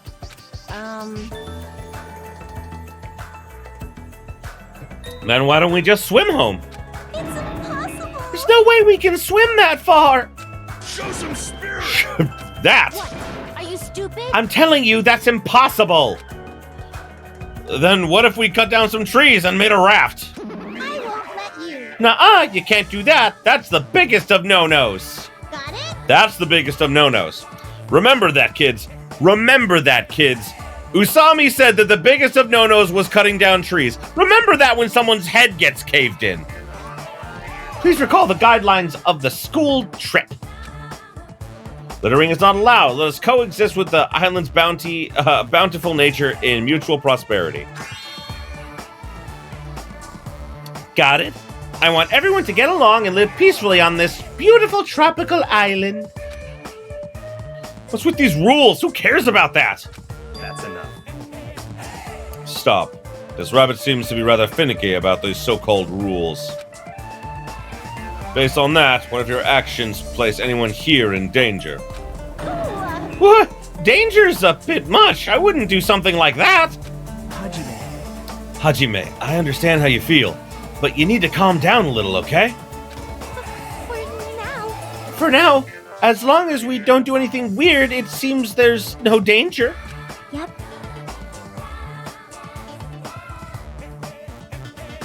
As long as we gather the hope fragments, we'll be able to get off this island soon.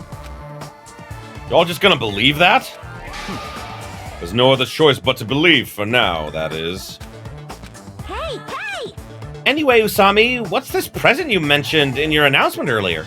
Love! Oh, that's right! Well, of course I didn't forget. Love! Why? Why?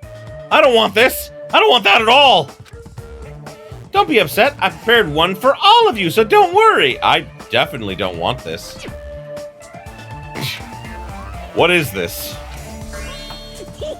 It's an Usami strap. If you squeeze the tummy, it talks. I'm Usami, magical miracle girl Usami. I'm an itty bitty girl who's sweet like milk. I'm throwing mine into the ocean. Isn't it cute? Love, love. I want to know who designed this. I want to know who fucking designed Usami. Solely for the fact that, like, someone's like, this is gonna help these raging, like, you know, homicidal maniacs become good people again. This was a horrible decision. The pet! I forgot about the pet! You're fine, pet. Thank you for reminding me. What a waste of time. Aww. Man, I got my hopes up, too. I'm ashamed I ever had my hopes up. You think so? Really? I think it's pretty cute, especially how the ears look like a rabbit's. What I love is that I'm sorry. I'm thinking this almost like in Among Us. Like, you know, the game Among Us where, like, there's, like, always, like, two, like, you know, traitors and everything, two imposters. I like, you know, Chiaki becomes super sus because she keeps supporting Usami no matter what, you know? Well, Usami does mean rabbit, you know.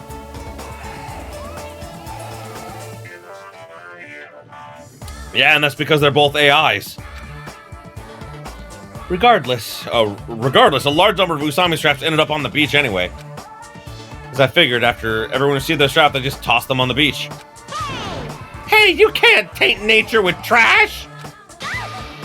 See? Even you said they're trash! Oh no! Usami sadly picked up the straps and looked at us with a lonely expression on her face.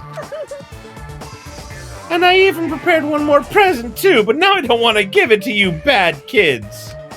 Could it be? You have something else? Well, compared to the Usami strap, it's not that big of a deal. Basically, I prepared a motive for everyone. A motive? Hey! That's right. A motive for everyone to get along. Literally, they're like, let's take what we did in Danganronpa 1 and reverse it completely for the prologue, and I love it. I just fucking love it. We've come all this way to a tropical island, so I thought it'd be great to do something island-themed. Like what, are you thinking of throwing a big party or something? Correct! Wow. Is it a festival? Maybe a miniature shrine? How wonderful! Excuse me, Miss Sonia. My loins are still full of poison, and I'd appreciate it if you could suck it out with your mouth.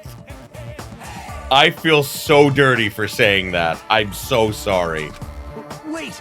Knock it off, Teru Teru. All right. Oh, your tenderloins? You betcha. That's... Just ignore him, Sonia, please, for the love of God. I've got it. We're talking about fun parties on a tropical island. Maybe it should be a barbecue or something. Oh, a campfire sounds fun, too. Let's kill. Let's find a hoop snake and kill it! She needs to die! I'm sorry, there is nothing redeeming this girl! You serious? Is looking for one not enough for you? I see. It seems everyone has different ideas. But we're gonna be at the ocean, then first... Ta-da! This is what it's all about! This is... A swimming bag? Love, love. Correct! Love, love! Whoa! Whoa, then that means... Ta-da! That's right, I have swimsuits for everyone! Well, school swimsuits actually, but I hope that's okay. Are you telling us to go swimming in a situation like this? Really? Really? It's not like I'm ordering you guys to swim or anything. It's just, if you want to go swimming, you can. There's no way I am going swimming. There's no way anyone would be so thoughtless as to go swimming in a situation like this. Son of a bitch, Ibuki! I love you, but you are not helping my argument. That's right! Oh yeah, that's what I'm talking about. With weather this nice, there's no way I'm gonna pass on swimming. I agree. Even my loins agree, see? All right. Your tenderloins? I understand. Wait! Seriously, don't try to understand. Hey, hey. How long has it been since I last swam in the sea? I don't know.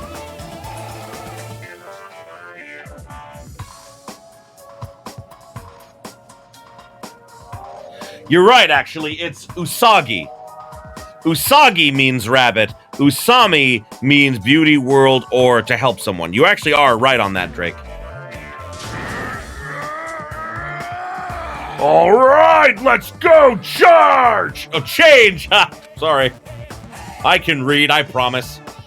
Those of us who were excited to go swimming went to get their swimsuits from Usami and ran to the hotel to change. Hey. What are you going to do, Hajime? Hajime. I understand how you feel, and I won't force you to do anything you don't want to do. But if you feel up for it, I'd be happy if you came along too. And with that, Nagito ran over to the hotel as well. There is no danger on this island. There is nothing tragic waiting to happen on this island. Is that really true? If so, am I actually wrong?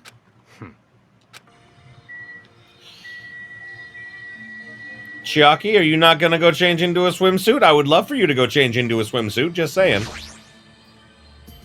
You're not gonna go swim? Sleepy. I feel like I'm really sleepy right now. I see. It'd be a problem if you fell asleep while you were swimming. I'd probably drown. You're right. Or, like, definitely drown. But to be sleeping in a situation like this, she sure got some bold nerves. Don't talk to me. Okay. Swimming blows, but talking to you is even more annoying. Mind your own business. Man, he's so blunt. Yeah, no, she definitely gets her fan service moments later, she does. And it looks like she's staying too. That's unexpected. She seemed more like the active type. Hey, you're not gonna go swim? Huh? Huh? Of course I am. Why? Why didn't you go to change with the others? So annoying. I don't need to change. All I gotta do is take off my clothes. No, what about your swimsuit? no way I'm gonna wear something as embarrassing as a school swimsuit. She's just wrong about so many things. All right. So let's hurry and swim. Those words of Kwani quickly began taking off her. Whoa, hey! I won't forgive you. Hey there, shameful behavior like that is a no-no. If you're going to swim, you gotta wear a swimsuit. So annoying. What a pain. Phew, phew. Speaking of which, everyone has returned. Oh, thought I could get to talk to everyone before they got back. As Asami said that, I turned around and I saw a group of people wearing swimsuits jumping into the ocean and shouting with joy. Yahoo! There is everyone. Sonia's there. Pecco's further off swimming, and then there is nothing. There was a thong. There was a mankini for, Nekomaru for Thunder Titan. Also, speaking of Thunder Titan, try to stay dry. And no one in Gundam in the corner is adorable. Hajime again expressing the audience thoughts out loud. Yes, very much so. Yay! The sea! The water is so cool. It feels great. Ugh, too salty. This water's too salty. It's not going easy on me. Hey, I got some suntan lotion from the supermarket. Would anyone like a rub down? Oh, you're quite considerate. Now then, will you apply it right away? Rubbing lotion on a mustard. All right, no problem. My tastes are pretty open, you know. I love Teru Teru. I love, the one thing I actually do love about Teru Teru is that he is an openly bisexual character. He is an openly bisexual character. Yes, he is perverted as fuck, but he's openly bisexual, and that takes a lot of fucking courage, man. You seem a little too open. Like you're covering too many bases by yourself. I'll make sure to slather you with lots and lots of oil. What is this feeling of intense bloodlust? Oh my god, I love it. Feels like a resort. There's no other way to describe it. Seeing the other students all having fun, Yep, I'm very happy. Oh, no, I'm not disagreeing with you. He's definitely a creep. But, at the very least, some good friends of mine are bisexual. Actually, Cosmic and Dana are both bisexual. And, they're both really fucking amazing people. And, it takes a lot of courage to come out and everything. I mean, I was there when... I was there when, Cosmic was having a tough time with that because of his family and how fucking crazy they are. So, yeah, no, I just got a little caught up in the moment because I remembered that. But either way, no, you're right. He is a fucking creep, but he is an unapologetic creep, which does not make that any better now that I say that out loud. Everyone seems to be getting along with each other, so I'm very happy. I thought this would be hard until everyone got used to this, but we're all acting like ultimates. Let's keep up the pace and all do our best to peacefully enjoy this heart-throbbing school trip. What's this feeling of alienation? Can't really put it into words. Am I really wrong about all this? Fine. I just gotta do it, right? Then I'll do it. That's right, I'm gonna do it! What are you going to do? More explanation would be nice. Huh? Hachime, did you say something? Did something happen? Hey, hand me one of those swimsuits. Jeez, I can't believe I was the only one worrying. I feel like an idiot. I don't care anymore, I'm just gonna go for it. And it's so sad that, right when he's like, yeah, I'm gonna embrace the happiness, all of the sadness happened. I'm gonna seriously enjoy myself and have fun. Hey, you guys! Don't forget about me! Hey, wait for me! Let me join in the fun! Wait, huh? Oh no! Suddenly the sky grew cloudy. I know, poor Hajime. Huh? What is this? What's happening? These strange clouds. And, like, even, like, the waves and everything changed, you know? Strange clouds. Doesn't look natural at all. Huh? Huh? Ooh, what's going on? What did you do? This is obviously not right. It was sunny just minutes ago. What? What is this? Huh? I didn't do anything. What is all this? There's no way something like this shouldn't be happening. Halt! You're all having too much fun. It is true. We were having too much of the fun. And at that exact moment, just when it seemed like this couldn't get more confusing, it suddenly happened.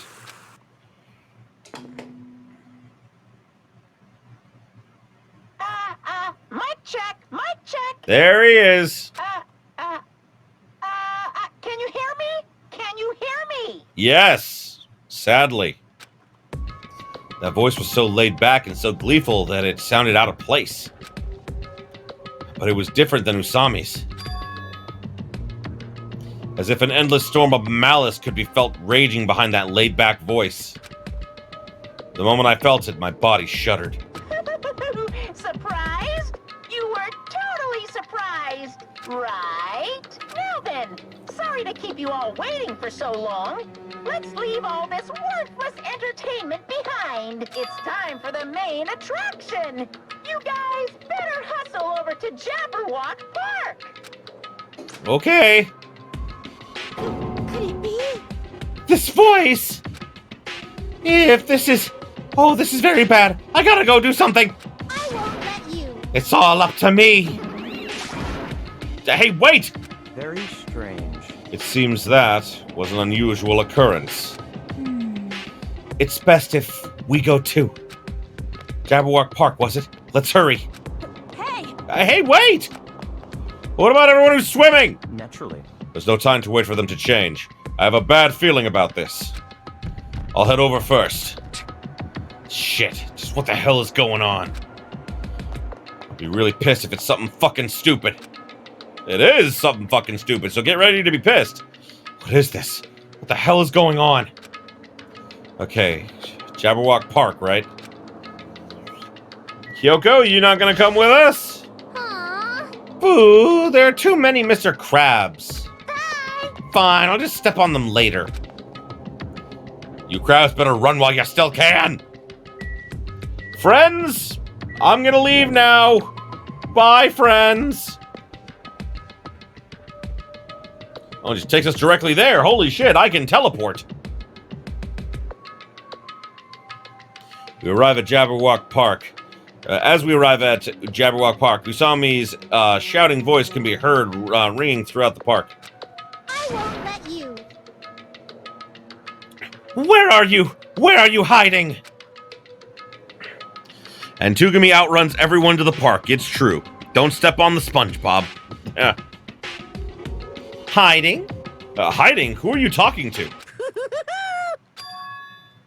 Hey! Hey, where are you? Show yourself!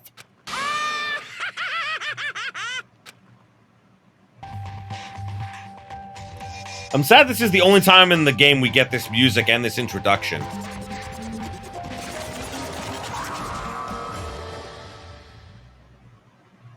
Why, hello there! Thank you all for waiting!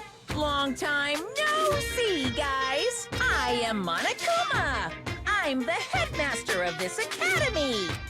We are not at the academy, though. Monokuma appears! Ahem! Now that I have made my dashing appearance, the first thing I need to say is... Lame!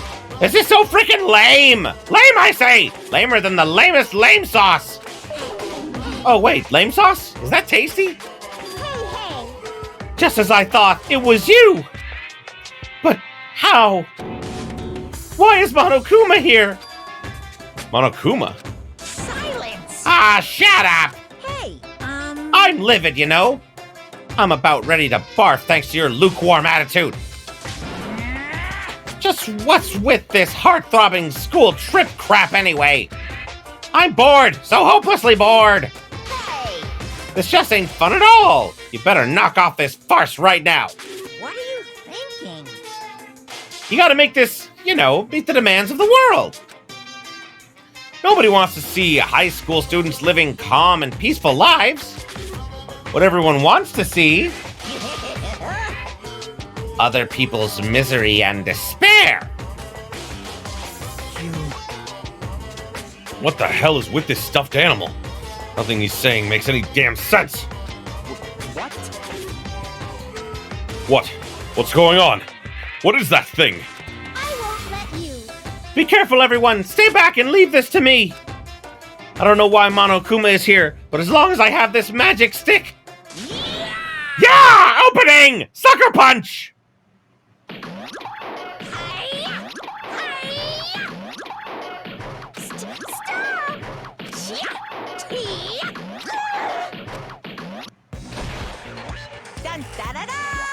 Victory!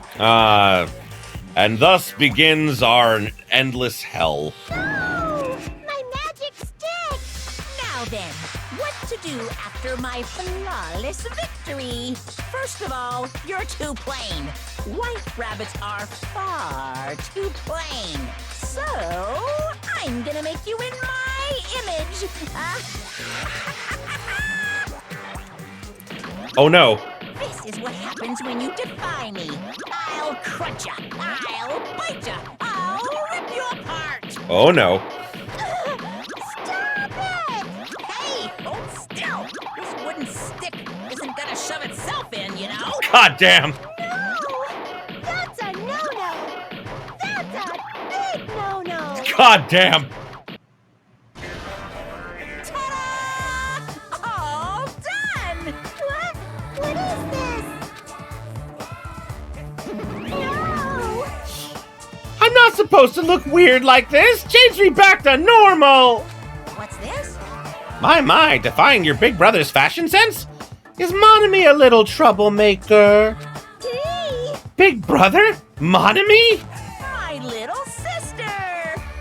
Your current position is too wishy-washy, so I'm setting you as my little sister Monami. Though it's only an external setting after all. Why do I have to be your little sister? What? Big sister then? You want to be the older sister that got separated at birth? I don't like this. Here's a fun fact about Monokuma. The reason why he's localized as Monokuma instead of Mono Bear. Oh, okay, so... Spike Chunsoft stated Monokuma was a pun on monochrome and asked the localization team to keep it. Well, I mean, they also kept, like, Usami and everything instead of naming her Rabbit. Like, but, even though Usami doesn't mean that. Anyway, yeah. Like, that's interesting, because I did wonder why it was, because, in the fan translations, they translated it as Mono Bear, and I'm like, Mono Bear doesn't sound as good as Monokuma anyway. So, yeah, that's just me, but, oh, thank you for the interesting trivia. Call me Big Brother. So that's how it's gonna be, Monami. From now on, if you ever disobey me, I will never forgive you. What? How is even this display changed to Monami? It's meta, but I love it so much. I won't forgive you. Hey, I won't let you make your own settings. Oh, ow. Stupid fool. Do you think you can win against me? No! It hurts a lot when you punch me. This game is filled with domestic abuse. How about that? Now you've learned your lesson. What is this? Living stuffed animals fighting each other? This is like completely insane. If only I still had the magic stick. I could have totally beaten that awful Monokuma.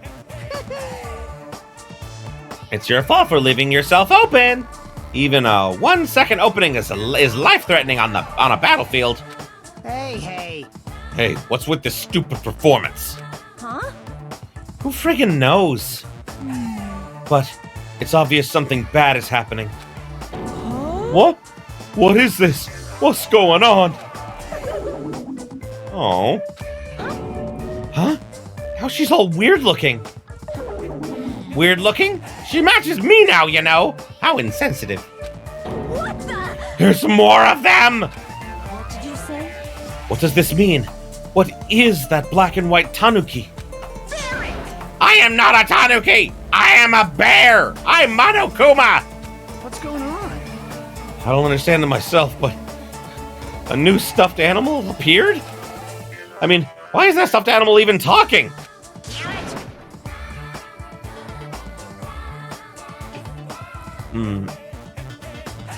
I'm always fascinated. Oh, you're you're okay. Fascinated. That's really cool though, Drake. You know, like there's a lot of interesting, like, you know, information about it and everything that, like, not that even I don't know, you know? So keep the info coming if you can, man. Seriously, I'm not a stuffed animal. I'm Monokuma, the headmaster of Hope's Peak Academy. This is... Monokuma? Did you say headmaster? Anyway... Regardless, it appears everyone has gathered. Now then, as the headmaster, I shall make a formal declaration. From this point onward, the killing school trip will now commence. Killing school trip? A school trip where everyone gets along has no stimulation at all. It's so damn boring. Nobody wants to play a game like that. Hey! You guys agree with me, right? Thank you for waiting. So, let's begin our killing school trip. Do your best. Naturally, you guys are the contestants. You're kidding, right? Killing contestants? I won't forgive you. What are you saying? I will absolutely, positively not allow such bloody events. Oh. Ow! It hurts a lot when you kick me, too. Ronany's such a dumb child. I love it so much. Jeez, your brain sure is tiny, Monami. How many times do I have to tell you? Pay attention this time. Except in manga, a little sister is never smarter than her big brother. That is also not how life works. Allow me to explain. Now then, we got off topic for a while, so let's get back to the explanation of the killing school trip. What do you mean, killing school trip? What are you saying? Isn't it obvious? You guys are gonna kill each other! It reminds me of what they did for the dub of DR3 when Monokuma was explaining that they're gonna be doing the killing game. I love the explanation that they use, because it's a little different than the Japanese version, but I love it. It's like, but Mr. Monokuma, we don't want to play the killing people game. Well, tough titty, that's how it works. And I'm just like, that's basically what everyone's thinking right now. Well... Kill each other. I see. Are you kidding me? Kill each other? No way. What are you talking about? That's impossible. No. Well, don't you think it's kind of lame and boring that you can't leave the island unless you all get along? So I'm changing the rules. If you want off this island, then kill one of your friends. And then make it through the class trial without getting caught. So the one thing about this game is that it does rely heavily on the fact that you've already played the first game. Like, there was a lot more explanation in the first game of, like, why this is going on, whereas this one, they go at a faster pace and just kind of expect you to get it, you know? And I'm sure that you can, because, you know, Drake, you seem to have gotten it, and you know, played this one first, but yeah, no, definitely it feels like they kind of, like, were piggybacking off of the first game. Class trial? That's right. That's right! The class trial is the real charm of this killing school trip. Allow me to explain. If one of you gets murdered, the surviving members must participate in the class trial. At the class trial, there will be a showdown between the blackened killer and the other spotless students. During the trial, you'll present your arguments about who you think the blackened is. The outcome will be decided by popular vote, and if you arrive at the correct answer, only the blackened will be punished. The rest may continue their school trip. However, if you choose poorly... V3 did have a lot of references, but honestly, the one thing I will say is that you could play V3 all on its own without having played the other games and not missed anything. The references are nice, but you don't actually have to play the other games. Whereas, like, if you play this one, you won't know who the fuck, like, Makoto, Kyoko, or Byakuya really are when they come in, you know? Whereas in the other one, it's like, these are all characters, like, even at the end, it's like, oh, these are all characters from, like, previous games or previous iterations in the series. It made sense with what, like, you know, they were building. So I feel like it can stand on its own better than the second game can, at least in my opinion, you know? Then the one who got away with murder will survive, and the rest of you will receive your punishment. Yeah, I agree. If they do end up making a new DR game, it needs to be completely separate from the original world. Like, you know, like, completely have nothing to do with it. As far as the class trial rules go, that's all there is to it! In other words... Which means, if you kill someone and make it through the class trial, you get to live and leave this island. However, if you are found guilty during the class trial, then you will be punished. Plus, it's a familiar but simple rule, right? What the heck? You keep repeating the word punishment over and over. What's the deal with that? Basically, it's an execution. That is... Execution? the pleasing punishment that follows the class trial. This is one of the perks of the killing school trip.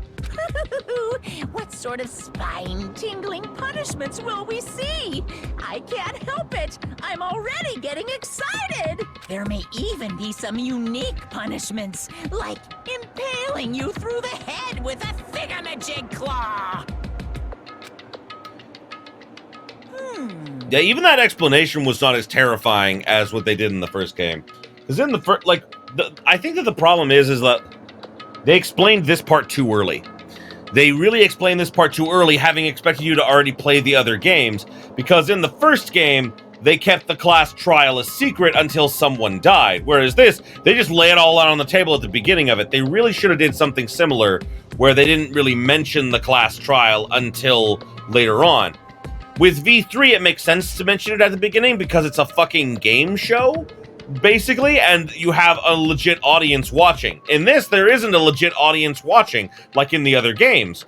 There is, like, you know, the people from the Future Foundation watching, but it's not a huge audience, you know?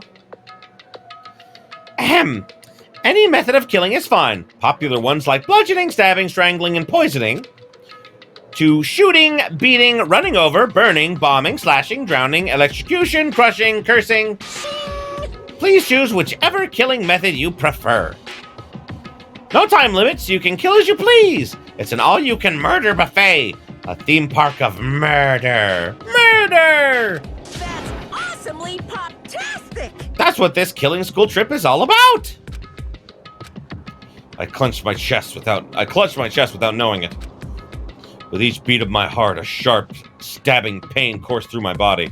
Oh, it's because he has, you know, a part of him is remembering being Izuru Kamakura and witnessing the first, killing game, you know? I don't understand. I didn't understand what was happening to me. Damn it. Don't fuck with me. That's right. That's right. Who on earth would kill someone? No way! I'm not ordering anyone to kill. Whether or not you kill is entirely up to you. No. But be careful. Youth doesn't last forever. It'll be too late if you guys wait till you're in your 40s to start killing each other. I won't believe. I don't believe any of this. I don't believe any of this. Oh, I did that wrong. I don't believe any of this. I don't believe any of this. I don't believe any of this. What's going on? What if nobody gets murdered? Does that mean we'll never leave this island? Who knows? Anyway, I'd like for you all to go through this killing school trip in a healthy and positive manner. What's going on? Wait just a minute. Why do we have to do this? What's this? Well, it's obvious. There's a reason you all need to kill each other. Huh? Hold on. Hold on. You've been running your mouth for quite some time now. I have no idea. I don't want to get violent, but if I do, I have no idea what might happen. I'm gonna do it! What? A fight? Do I need to beat the crap out of that black and white bear? Let's go. Who would dare try to kill? I'll put a stop to it with force if necessary. Why, you? You keep saying stupid stuff. The athletics in our group are gonna lose their patience. Fine, fine. Oh, is that so? Well, I guess I expected this reaction. If you guys want to do things by force, then I'll have to fight back with a little force of my own. Force? What are you gonna do? Surge. Oh gods who dwell between light and darkness, in accordance with our contract, I summon thee now! Come forth, Mana Beasts!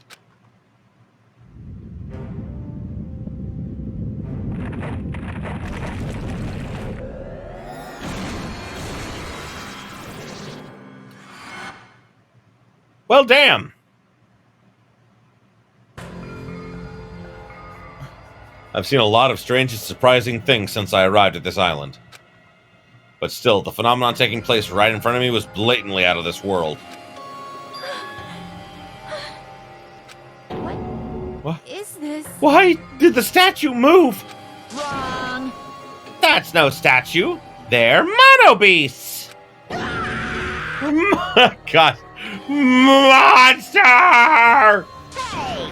No, I just said they're mono beasts. Get it right. I have a trademark and a copyright.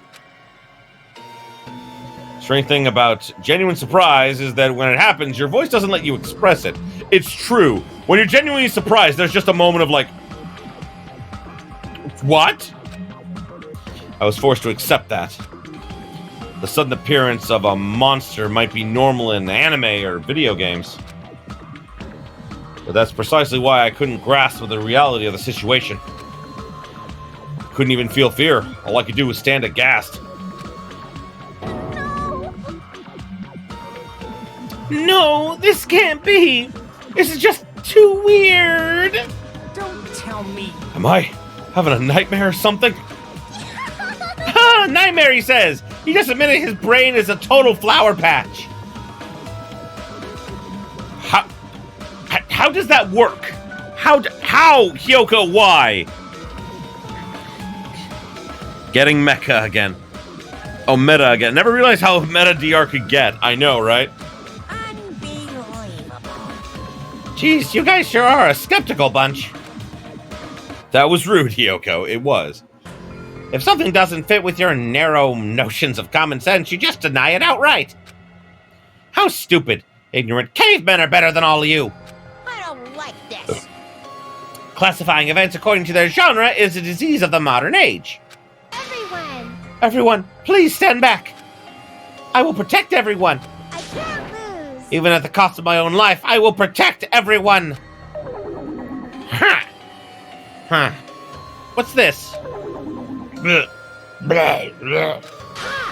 Ah, I know. This is nausea.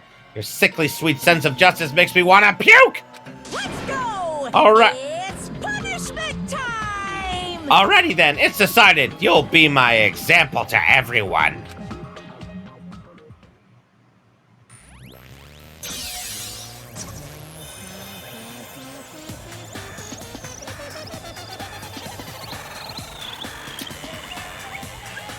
It is funny how later she does legitimately destroy them and get them access to other islands.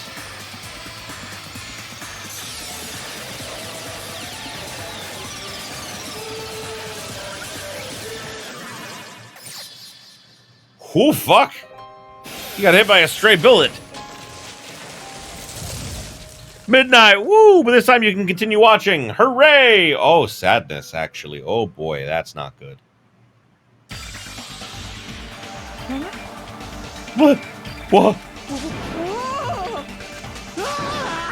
What is this? I forgot that. It's only the first stage and Monami is already dead. What? Is this a demon? Or perhaps it's a weapon from the future. Monobeasts are dreadful weapons of destruction. Sudden appearance of a monster. Even though a life-threatening monster appeared, not a single one of us tried to run away. It's not that we didn't realize it was a monster. We were just vastly out of our element. We'd never experienced anything like this before, and had no idea how to deal with it. Now, reality was very lethal at this particular moment.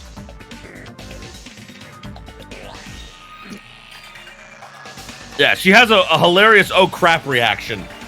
Which, by the way, every time that would happen, literally my friend would go, my friend Sandman, who knew like I fucking loved Ibuki, would go, Brandon, in front of everyone, jeez, give her a chance to swallow. And I was like, you son of a bitch. I see what you implying. Kazuichi has some nice facial reactions too. He really does. That's right, this is what I wanted. This feeling of despair. Giving an example was totally the right call.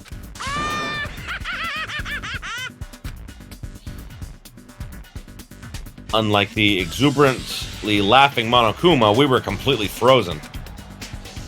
As though we'd forgotten how to breathe. We just stood there, horrified. We were powerless, no different than ants washed away in a storm. Well, now. Now then, I believe I've made my point. Just so we're clear, you guys can't defy me. If you don't want to end up as fish food, you better not disobey me. Just so you know, I don't feel mercy or sympathy.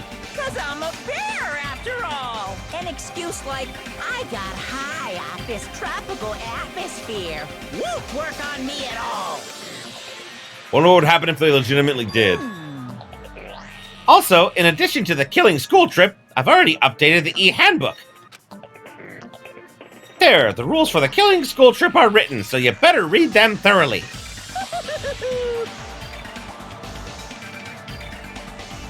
Ignorance of the rules is no excuse either. Well, that's also true of any society, really. Now then! Enjoy the remainder of this liberating and harsh school trip. After he said his piece, Monokuma and his monobeast vanished before our eyes. In truth, I was horribly tired. Everything was just so unreasonable. I didn't even care if it was the aftermath.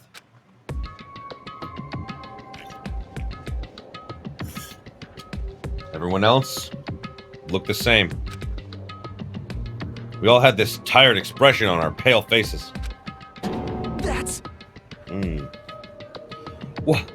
What just happened? I won't believe. I just won't believe it. That's it. That's all there is to it. It'd be one thing if we were up against a human or even an animal. What the hell can we do against a monster like that? What's going on? It's impossible. Why is something impossible happening? It's certainly possible. Well, it's not really impossible. Those monobeasts or whatever they are, whatever they're called, are machines. Thus Monokuma must also be the same. As long as they're machines, it means someone made them and is controlling them. Then... Who could be responsible? Why? Why were we put into this unexplainable situation? Answer me. Hey, who is it? Who? It could be anyone. Not like I believe it anyway. There's no way I believe something like that. Anyway... More importantly, are you guys hungry? Stop thinking about this and just eat. Oh. You can eat first. Listen. No matter how confused or upset you are, I don't mind. However, remember this. I don't know who in the world is orchestrating this, but we don't need to be cautious about those machines, or even whoever's controlling them. More than anything, we must be cautious of... Ourselves. Being brought to a tropical island with complete strangers. in order to kill each other to escape. That creates fear in our minds, and the desire to escape that hopeless fear is our worst enemy. Yeah. I do love how they recreate this, like, from the first game and everything. Just, like, the same moment of tension with no one able to really trust each other at the moment. Although, what I love there is that you can see Fuyuhiko is looking at Peko, and Peko is looking at Fuyuhiko, because they are obviously in it together. Because literally, Fuyuhiko knows there's only one person he can trust, and Peko the same. And that's the thing about it, is that in a situation like this, having no one to trust is dangerous. But having at least one person to trust, that changes things considerably. Oh, whoopsie. I don't know if I read that. We looked around at each other's faces. It was obvious from looking at their expressions. Everyone was forced to admit the truth of what he just said. We had to be honest with ourselves and admit that we also had that potential. Only a student who kills a classmate can escape this island. Which means in order to escape this hopeless situation, we must sacrifice a person. However, there's a possibility that a killing may never occur. But even I'm no different. So can I be truly confident that something like that isn't going to happen? There's no way I can know for sure. In this nightmare of a situation, I don't have the confidence to say that outright. Once you're suspicious of something, you'll start to be suspicious of everything. Even of yourself. That's why it felt so hopeless. Indeed it did. That day became a day unlike any other. A day which held a more significant meaning. It was a special day. A very meaningful day full of despair. That was the beginning. The killing game had begun, and this tropical island was the stage. I remember seeing advertisements for this game like before it came out, and I was super psyched because, of course, like I played the first one when it came out, and then like I saw all of like the trailers and everything, and I fucking was psyched.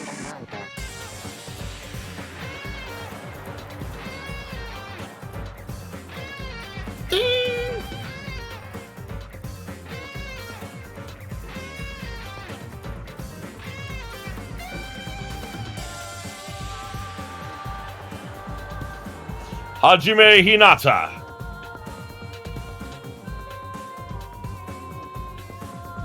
Chiaki Nanami. Sonya Nevermind. Akane Owari.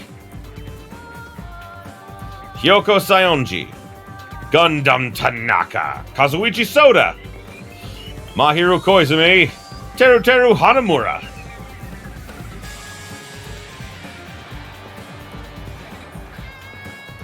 Nagito Komaeda, Nekomaru Nidai, Ibuki Miyoda, Peko Pekoyama.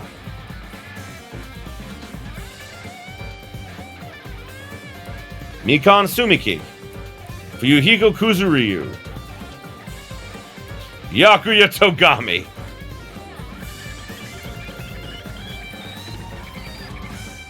I know, the remix theme song is fucking awesome. I love it. Prologue. Welcome to Dangan Island. Panic at the Heart-Throbbing school trip? End. 16 students.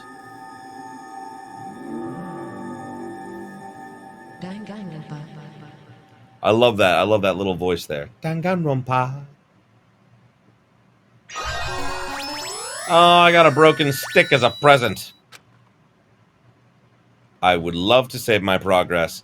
Because, guys, I can only stream for like another 45 minutes, and I don't want to like start chapter 1 and then let's like stop in it.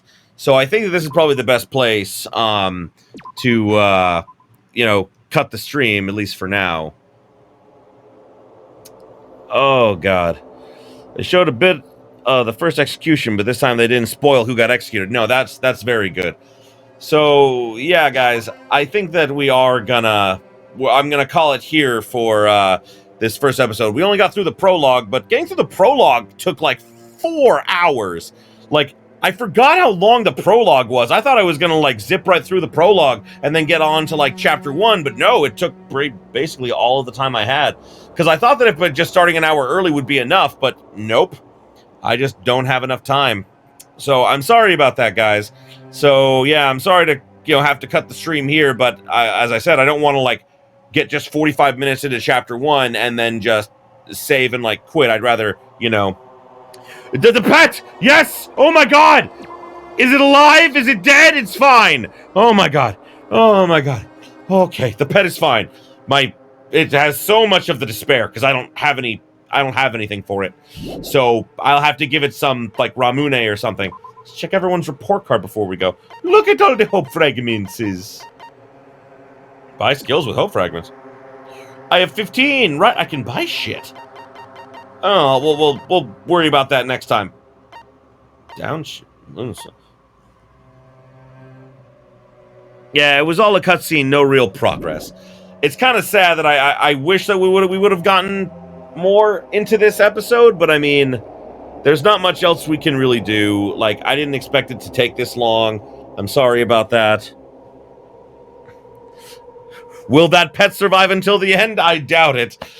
Me too. I killed so many pets in my first playthrough. I killed so many pets and I felt so bad. Yeah, it suffers from a longer prologue, from the long prologue trope, which does suck. It does suck, and I'm sorry, guys.